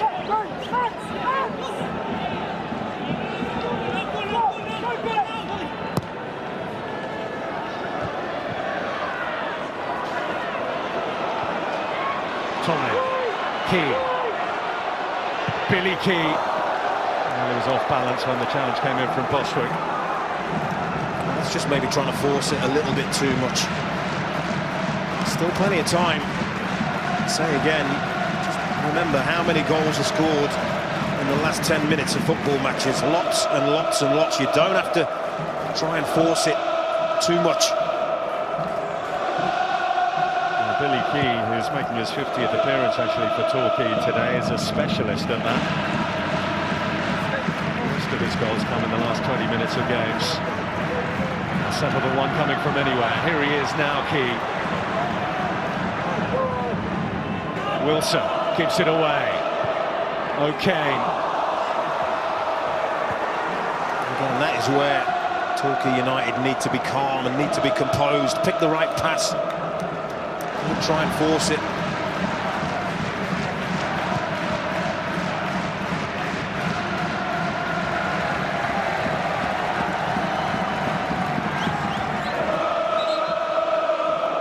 Ever so close, aren't they? Ever so close.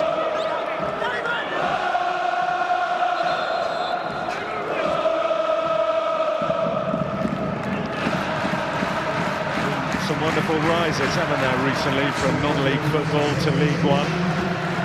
Either Dagenham and Redbridge in that wonderful day last season, even though they didn't quite have enough to last more than one season up at the higher level. And Stevenage going to follow in their path. Certainly they're getting closer.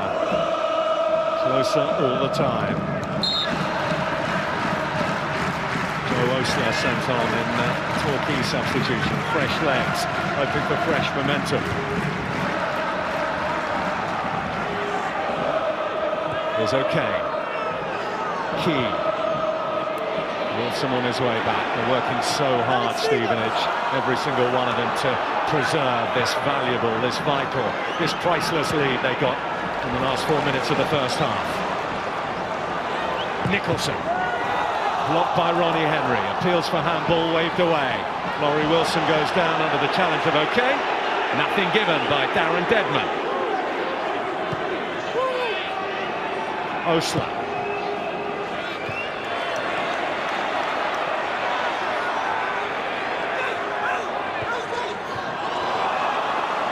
Pick out to Broski, Robinson's given it away.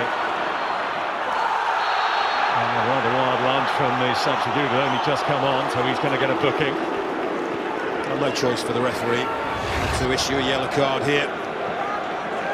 Harrison has just nicked the ball ahead of him and he's away. I don't think there'll be any complaints from Joe Osler. As parent club Queen's Park Rangers are already assured of promotion this season. Dream dying for Torquay here at Old Trafford. At the moment the answer is yes, unless they can pull something out of the fire in these remaining 10 minutes.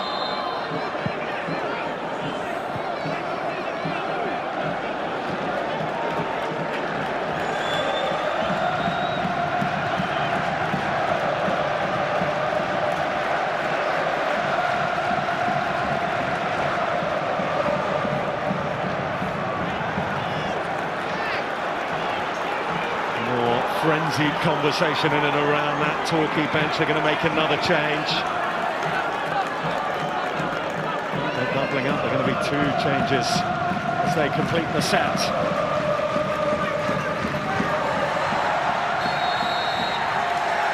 Free kick. Just what Stevenage were looking for. Baron Harrison fouled. Just takes the pressure off Stevenage, doesn't it? The ball's up that part of the pitch. Harrison's done well in the last couple of minutes, getting his team forward. The full back was going to hold off making the changes till they've defended this. Comfortable enough for Scott Bevan.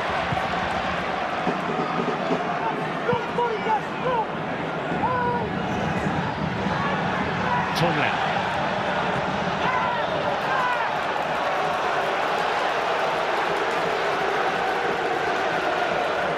Well, Nathaniel Rowe Turner and Danny Stevens, a little midfielder, they're the 2 who are going to come on. There they are, little and large. Not happy, Paul Buckle. He thought Gavin Tomlin should have been awarded a free kick there. There's Tomlin now. He's found Key. Back comes Boswick.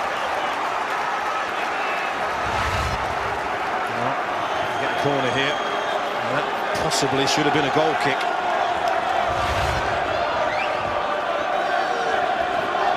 Torquay aren't going to hang around and ask questions. They're going to take it through Nicholson. Robinson hasn't caught it. Branston nearly has. Appeals for handball. Goal kick only. Well, for all his qualities, Guy Branston, probably one of the last people you want in this situation. This ball drops to him, turns it there. This is the one I'm talking about. He's leaning way back. This is the claim for handball. Arms down by the side. It's come really quickly. I don't think referees can give penalties for that. Darren Dedman's got a great view of it, but the chance was for Branston after that. High and wide. Not very handsome. Nicholson and Robinson, two left-sided players for Torquay, are the ones who've been replaced. For like Swapson, but the two new faces have slotted in down this near side. Roberts got enough on it as Key thundered forward. It's getting increasingly desperate for Torquay.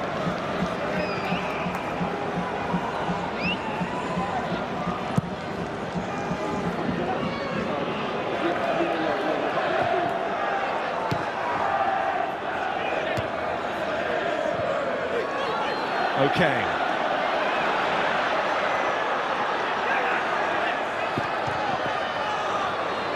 Cut out of source by Stevenage, which is what they'll be looking to do. All those extra long days they put in on the training ground, Stevenage. That extra fitness work they do. It's all coming to fruition now, or so Graham Wesley hopes. They're certainly having to dig deep to hold on. One change remaining, and that's going to be May. Chris Beardsley. Dino Marmria, the assistant for Graham Wesley, and the manager himself giving some last-minute instructions. And off comes Darius Charles. He's given another tireless performance for the side, for the Stevenage cause. Well, he was outstanding, wasn't it? Really outstanding, particularly in the first half. Up front, caused Torquay United all kinds of problems.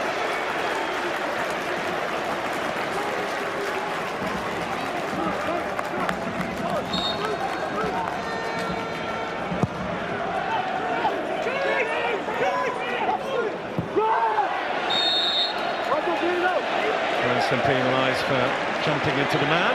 Chris Beardsley, rather than playing the ball. Stevenage have earned the right to take their time over these sort of situations.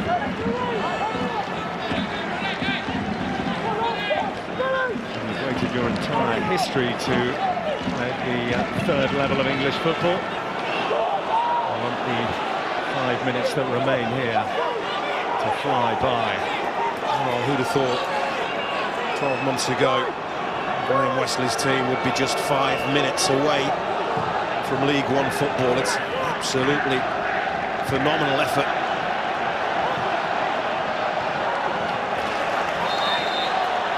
Branston clearly seemed to be eased out of the way there by Barr, and Harrison slid down on the steep camber by the side of the pitch. There's a little nudge just there, sends him down to the track. Looks like the brick wall came off second best though. What surprises me about that is that neither of the two big central defenders of Torquay went up for that free kick. Surely getting to that time where you have to send them forward every opportunity you can. With the introduction of Beardsley, it looks like they're pushing 3 up Stevenage just to keep them to occupy, yeah. Certainly seems to have eased that flow of pressure that was coming onto Stevenage. And here's Beardsley.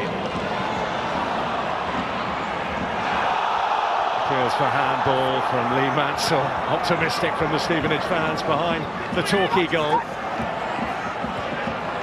They're preparing to erupt with unprecedented emotion to celebrate unprecedented success for the little club in Hertfordshire. Reborn from the ashes of its predecessor back in the late 70s. non-league circles right up until 12 months ago. 12 months on, they're on the brink of League One. Another extraordinary story in the lower reaches of English League football. But they're not there yet. Here comes the hardest bit, the longest 3 minutes of his managerial career. And he'll know it, and they'll know it as well. Has to be said, the last 3-4 minutes, done the job in easing the pressure, winning some free kicks, throw-ins, taking their time, running the clock down. Very professional job. Stevens.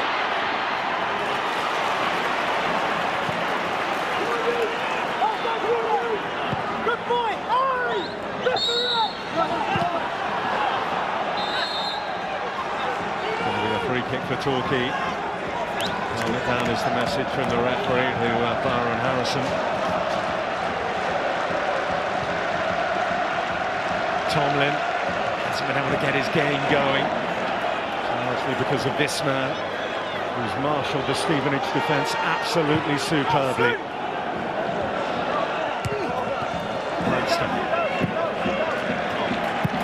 For all the pressure in the second half, Torquay United, you look at Chris Day and the goal of Stevenage and you wonder, you ask yourself, how many times has he been called upon to make really top draw saves? The answer is none.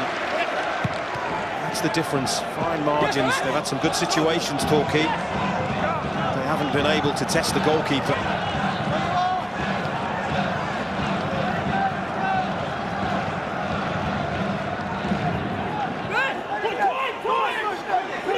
Mousinho.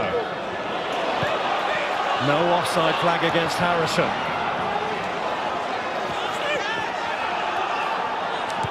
Only one goal required, but Torquay seem to have run out of momentum, don't they, Don? Yeah, very much so. You have to credit Stevenage for that.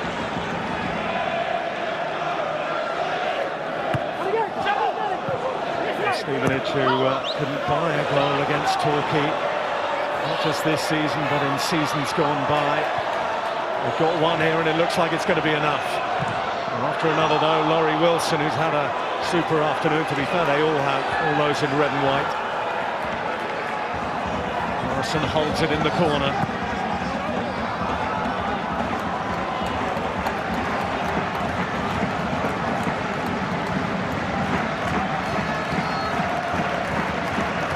Some of them don't know whether to laugh or cry, scowl or smile. I've certainly never been here before.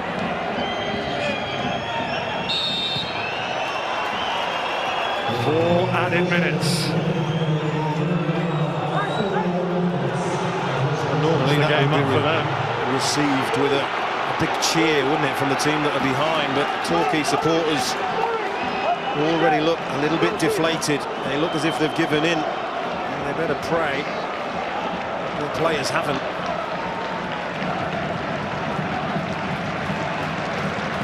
After relegation from the Football League, 4 seasons to go now, their rise has been superb as well under Paul Buckle. There's the Buckle rise hitting the buffers here at Old Trafford. Will he be back next season? All those questions that will be answered after. But, certainly the fact that they look like they're missing out on promotion won't help the cause of keeping him at all. Guy Branston has gone to play as an emergency centre forward. The ball will be aimed for him. On by Zabrowski.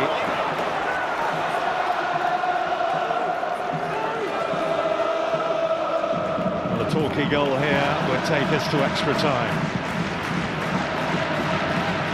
A lack of one would take Stevenage to League One.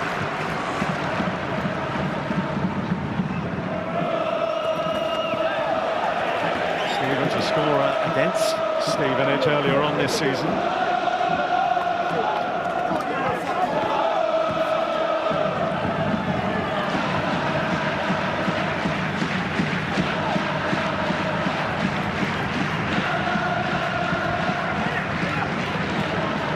On by Mousinho. Stacey Long let it bounce.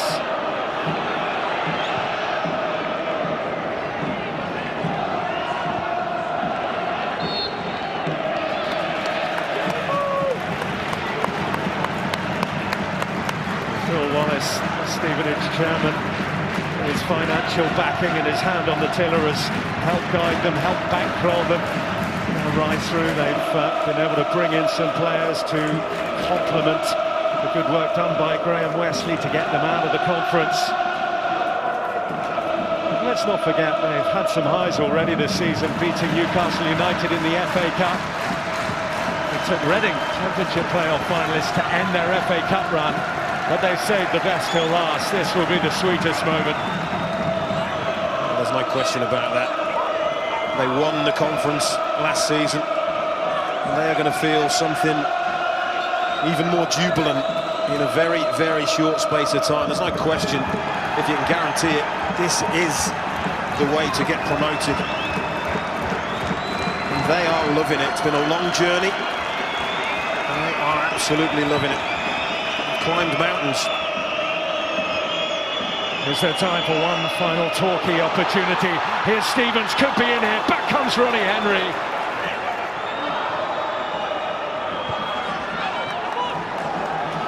Zabrowski. If Torquay are to salvage something, they need to do it soon. Roturner. That was another good situation, wasn't it, for Danny Stevens? Story of the game. Got in a good position. Wrong option, didn't take advantage. The referee's whistle's gone. Byron Harrison plays on.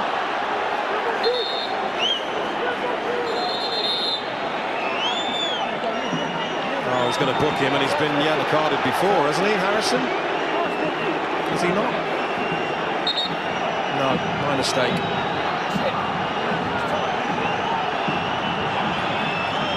Frantic glances at watches on the Stevenage bench, and indeed the Torquay one. This is it, this is the final moment. We're into the 5th added minute now.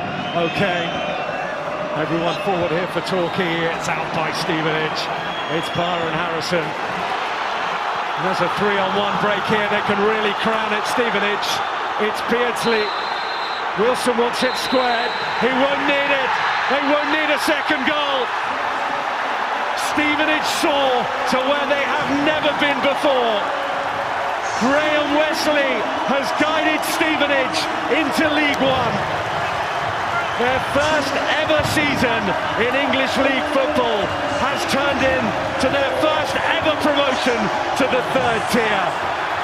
They've come to Old Trafford in their first ever playoff final and given their fans a moment they will never forget.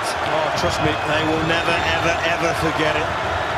They had lots and lots of standout performers out there. Tactically, Graham Wesley got it absolutely spot on.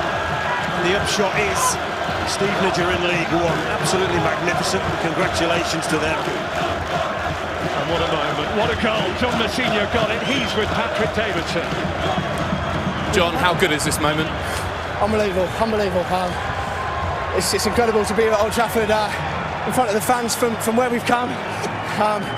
To double back-to-back promotions is just incredible. With the reflection on how tough that second half was, how important was the goal just before half-time? I think it was really important. I think we built really well first half, and we maybe were unlucky not to go in a couple ahead. Saying that, we were a bit sloppy as well in the first half. All credit to Torquay, they came out in the second half and they gave us a lot of problems, and it was a long 45 minutes there. It was such a great winning goal as well, and it showed with the build-up the team can really play a bit. I think we got a lot of criticism for just being a fit and strong team, and we are a fit and strong team, but we get a nice deck like this and we get the opportunity. We play some good football. Obviously in the second half I think nerves got the better of us, but certainly in the first half I thought we were fantastic and deserved the goal. Was this a victory for all the hard work and all the long hours you put in?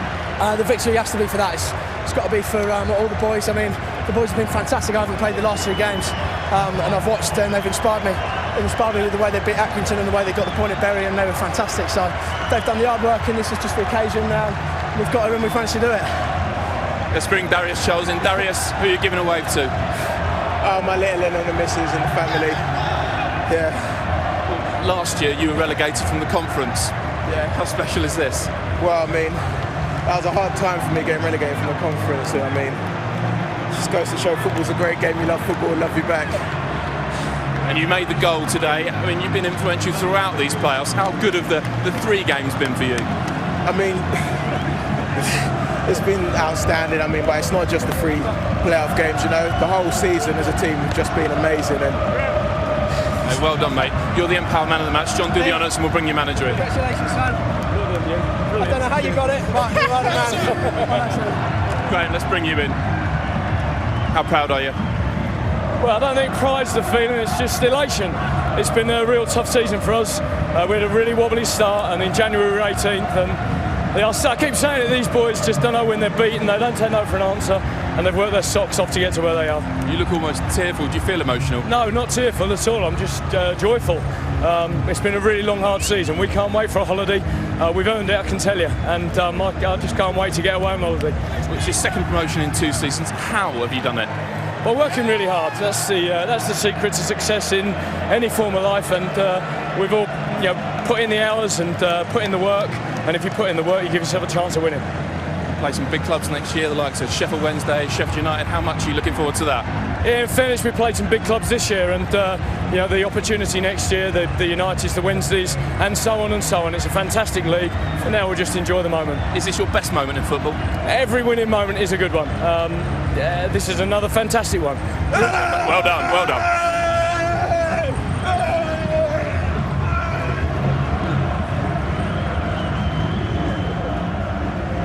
What a magnificent 12 months it's been for Graham Wesley and his Stevenage players. But for Torquay, it's back into League Two, back to the drawing board for next season for them. But they've had a great season as well. That shouldn't be forgotten. And their fans will be back as well, in force next season. But for Stevenage, 12 months ago, they were champions of the conference. They've beaten Newcastle United this season in the FA Cup. Next season, they'll start on level terms with Sheffield United and Sheffield Wednesday.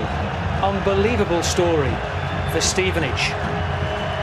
And I think, Ryan, that both commentators there, Don Goodman saying, and he should know, you never forget moments like this. And this is a lifelong memory, isn't it? Yeah, it is, especially at Old Trafford. You heard the players talking before, and Old Trafford, it's no place for losers. And you've got to give Stevenage credit where it's due. A big, strong team, and once they go a goal up, they could, to hold the lead. How will they cope in League One, Peter?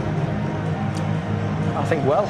I think a lot of teams have proved if you go up divisions, it's different from the Championships to the Prem. But if you've got organisation, a physicality, which they definitely have got, then you've got an opportunity to build. They will cause some problems. Obviously, we've seen the threats today.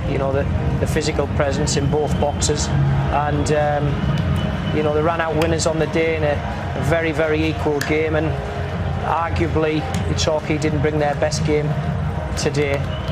Stevenage did everything what was expected of them, what we thought, how they would play, and you can be very, very pleased with yourself. It's easy to justify working till 5 o'clock when you've got 2 promotions on the trot.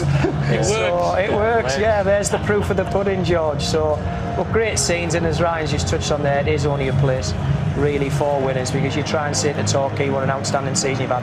At this moment in time, it just wouldn't go in.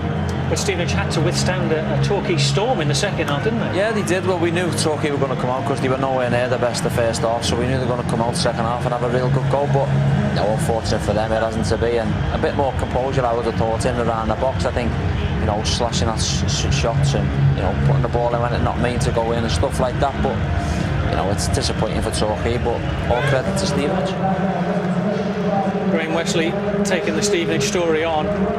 Paul Buckle possibly Monday morning joining Bristol Rovers. Yeah, and if he does do, then no one can argue against that. I'm sure the Torquay fans will thank him. But while he's been in charge at Torquay, they've moved forward. That's what you want. You want progression. It was a case of nearly not quite, and the big players on the important day didn't really create, and we didn't have enough presence and poise in the final third, and that's why ultimately Stevenage ran out winners. And you've got Stevenage to look forward to play next season. I have again, yeah. But now, obviously, talking on Torquay, George, they just maybe they've been a bit nervous. Sabrowski's a great player. He scored some good goals. It just weren't happening in front today. And little Jake Robinson as well, and Billy Kay, it just didn't happen for them. But yeah, I'll enjoy my trip back to Stevenage next season, I think. And why not? Yeah. Good season next year coming up in League One, that's for sure. A good League One final coming up tomorrow as well, Peter. Yeah, it's going to be a cracker. You know, the two semis have been amazing, so looking forward to that final as well immensely. But this moment is Stevenage's moment. They'll be going up to receive their trophy for winning the playoff final in League Two. Let's rejoin our commentators again, Don Goodman and Bill Leslie. Well, when you work that little bit harder, success tastes that little bit sweeter. And certainly all those long hours that they've had to put in, and those long winter months in the ice and snow in and around Port Hall Way, or the Lamex Stadium as it's called now, will all seem like small beer as they celebrate tonight. And it sinks in and starts to sink in the magnitude of what they've achieved. It's in vogue this year, back-to-back promotions. Norwich managed to do it to get all the way to the Premier League, and Stevenage now do it from the Conference to League One. An extraordinary achievement. The ends certainly justify the means as far as Stevenage Borough as was just 12 months ago, and now Stevenage FC are concerned. No, they've been outstanding, there's no question. I don't think the occasion fazed any of their players whatsoever. May have fazed one or two Torquay United players, but positive response from Torquay in the second half, but defended magnificently, and they held on to the lead that they deservedly held at half-time. And you're right about the long hours and hard work. It does pay off, and the proof of the pudding is in the eating, and they're going to have a really enjoyable evening and really look forward to League One football next season. A lot of these players who've been at the club for the playoff failures that they've had at conference level in years gone by. It's their record signing who came in, and a sprinkling of goals from Craig Reed from January onwards have just helped the cause. They lost their way a little bit after they crashed out of the FA Cup to Reading, having claimed the scalp of Newcastle. They steadied the ship, 9 wins in 11 games, and then they were able to push on, beat Accrington Stanley impressively over 2 legs, and equally here, 1 goal enough from John Mousinho has been enough to see them take their place in League One. A Stevenage effort, a Stevenage work ethic, absolutely typified by the man who's going to stride forward here, Don, and take the trophy. He told us before, Mark Roberts, how it was a boyhood dream to come here and play at Old Trafford and win at Old Trafford. He's done that, and he's been promoted here at Old Trafford. Well, how sweet is that? I bet he cannot wait to get his hands on that trophy and lift it up to those Stevenage supporters. Boyhood dream, stood on the terraces, he's had his day at Old Trafford, and he'll aspire for a few more, I'm sure.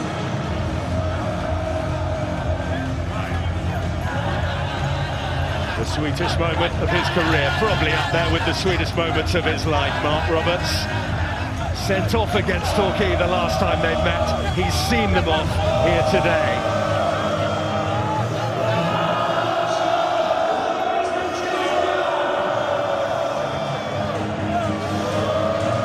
The trophy passed to Mark Roberts that signifies there will be a new league for the men from the new town next season. Chesterfield, Bury, Wickham, they all did it the easy way, if you like, automatically. But the sweetest way is so often through the playoffs, and that has been the Stevenage way to seal back-to-back promotions to take them to League One.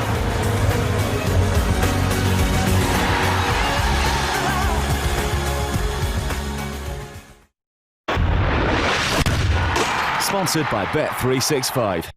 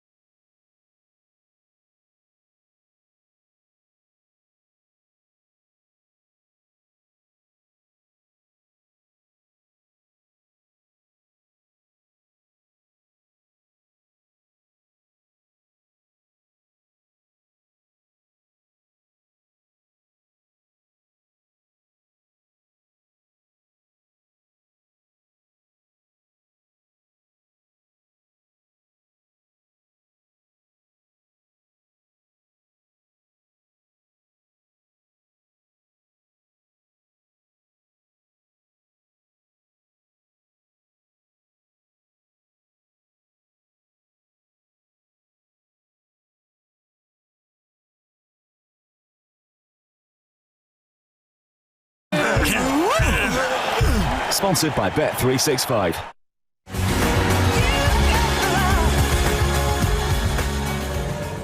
What a day for Stevenage to record their first ever win over Torquay United in the final of the League Two playoffs. John Musino with the goal. Elation for Stevenage. They're playing in League One next season.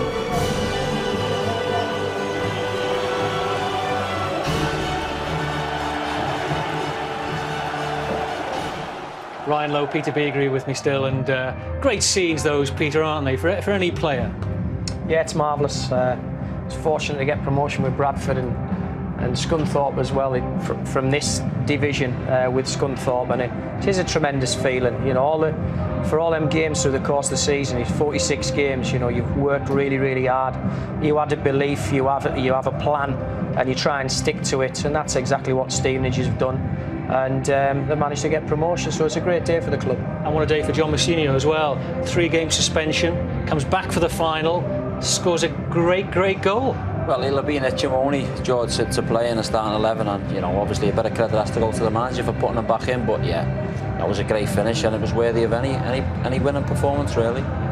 He really hit it well, didn't he? Struck it well. He did. It just bobbled up. You know yourself, Beaks, you probably scored many of them in your time. I think, you know, it's just... he needs the bubble, though. You can't see without the bubble. Because sometimes that's the little bit of luck you need, and if that had to be in Accrington's pitch, for argument's sake, then it probably would have went 20 foot over the bar, so, because it's a divot that way, but it's just set up nicely for him. You can see, and he's put some drive right through it. It's probably all them leg weights he's been doing in the afternoon session, so it pays off. Fair play to him. Was the keeper surprised by the strength of the shot and the quickness he took it?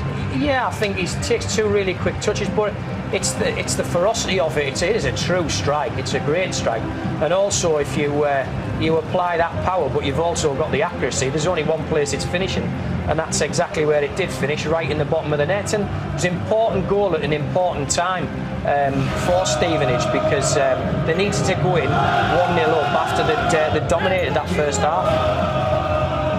I know you always say, don't you, there's never 2 halves the same in a game of football, and that was very true today, wasn't it? It was, and you know, Torquay may have had a few nerves there, pre-match nerves. Is that the real trophy, by the way? Yeah, I think it is, isn't it? They put it in the crowd, a few nerves and what have you, you know, and not come out, especially with the 15-minute delay. Yeah. But you know, Stevenage have shown their true professionalism there, and they've gone out there and done a job. That is the kind of club Stevenage is, isn't it? You know, not long ago non-league, and not that many supporters compared to other clubs in League Two, League One now, and they know each other, don't they? Yeah, they do. Personally, yeah, they travel down the country together, and that are usually in the same car or van. But no, it's fantastic, and this level, you know, League One, League Two, Championship, they still have an affinity with the fans. They haven't lost it. The club is the fans. There isn't that elitism. And that just sums it up, you know, altogether. Fantastic day out, obviously because they've won, but not only holding the trophy but kissing it as well. I don't think I've seen that before. Well, that's nice. That I was just thinking, it's nice to give the fans a little bit. You know, they've travelled all the way down. Majority of them were probably stuck late. In traffic jams. Yeah, and, you know, they've travelled all across the country as well. So it's nice from the players to put that in the crowd. I'm not too sure whether they get that back. Well, there is 15 security guards out of the picture, away from the camera, just to make sure. But no, it's a lovely touch. It really is. That is great, isn't it? Well, they can't wait to get a hand on it. Of course, the superstition is never touch a trophy before the game, but after the game, it's anybody's. It's Stevenage now. Yeah, it's anybody's, and by the looks of things, that's going up to Rosette. They're definitely not getting that back. That's a great moment. I haven't listened to that before. Fantastic. And what a 12 months, we talked about it earlier, for Stevenage to go through promotion from the conference, beating Newcastle in the FA Cup, promotion again now. Yeah. Never ending. Yeah, it was going to be a great story whichever team won. You know, Stevenage, obviously, you know, 2 promotions on the trot, fantastic. If it had been Torquay as well, then, you know, equally as good, because not so long ago in the conference, interleague football, kept on to the decent youngsters, and but for a little bit of craft and poise and wherewithal, a little bit of know-how and that final execution, they could have run out winners today, because they had a period of pressure at the beginning of that second half, which we anticipated, because they couldn't have played any worse than the first half. But at the important times, it didn't happen for them. You know, some good defending by Stevenage, but some great chances created and not taken. Yeah, there is always a flip side, and that's Torquay here today. We'll hear from their manager, Paul Buckle after the break.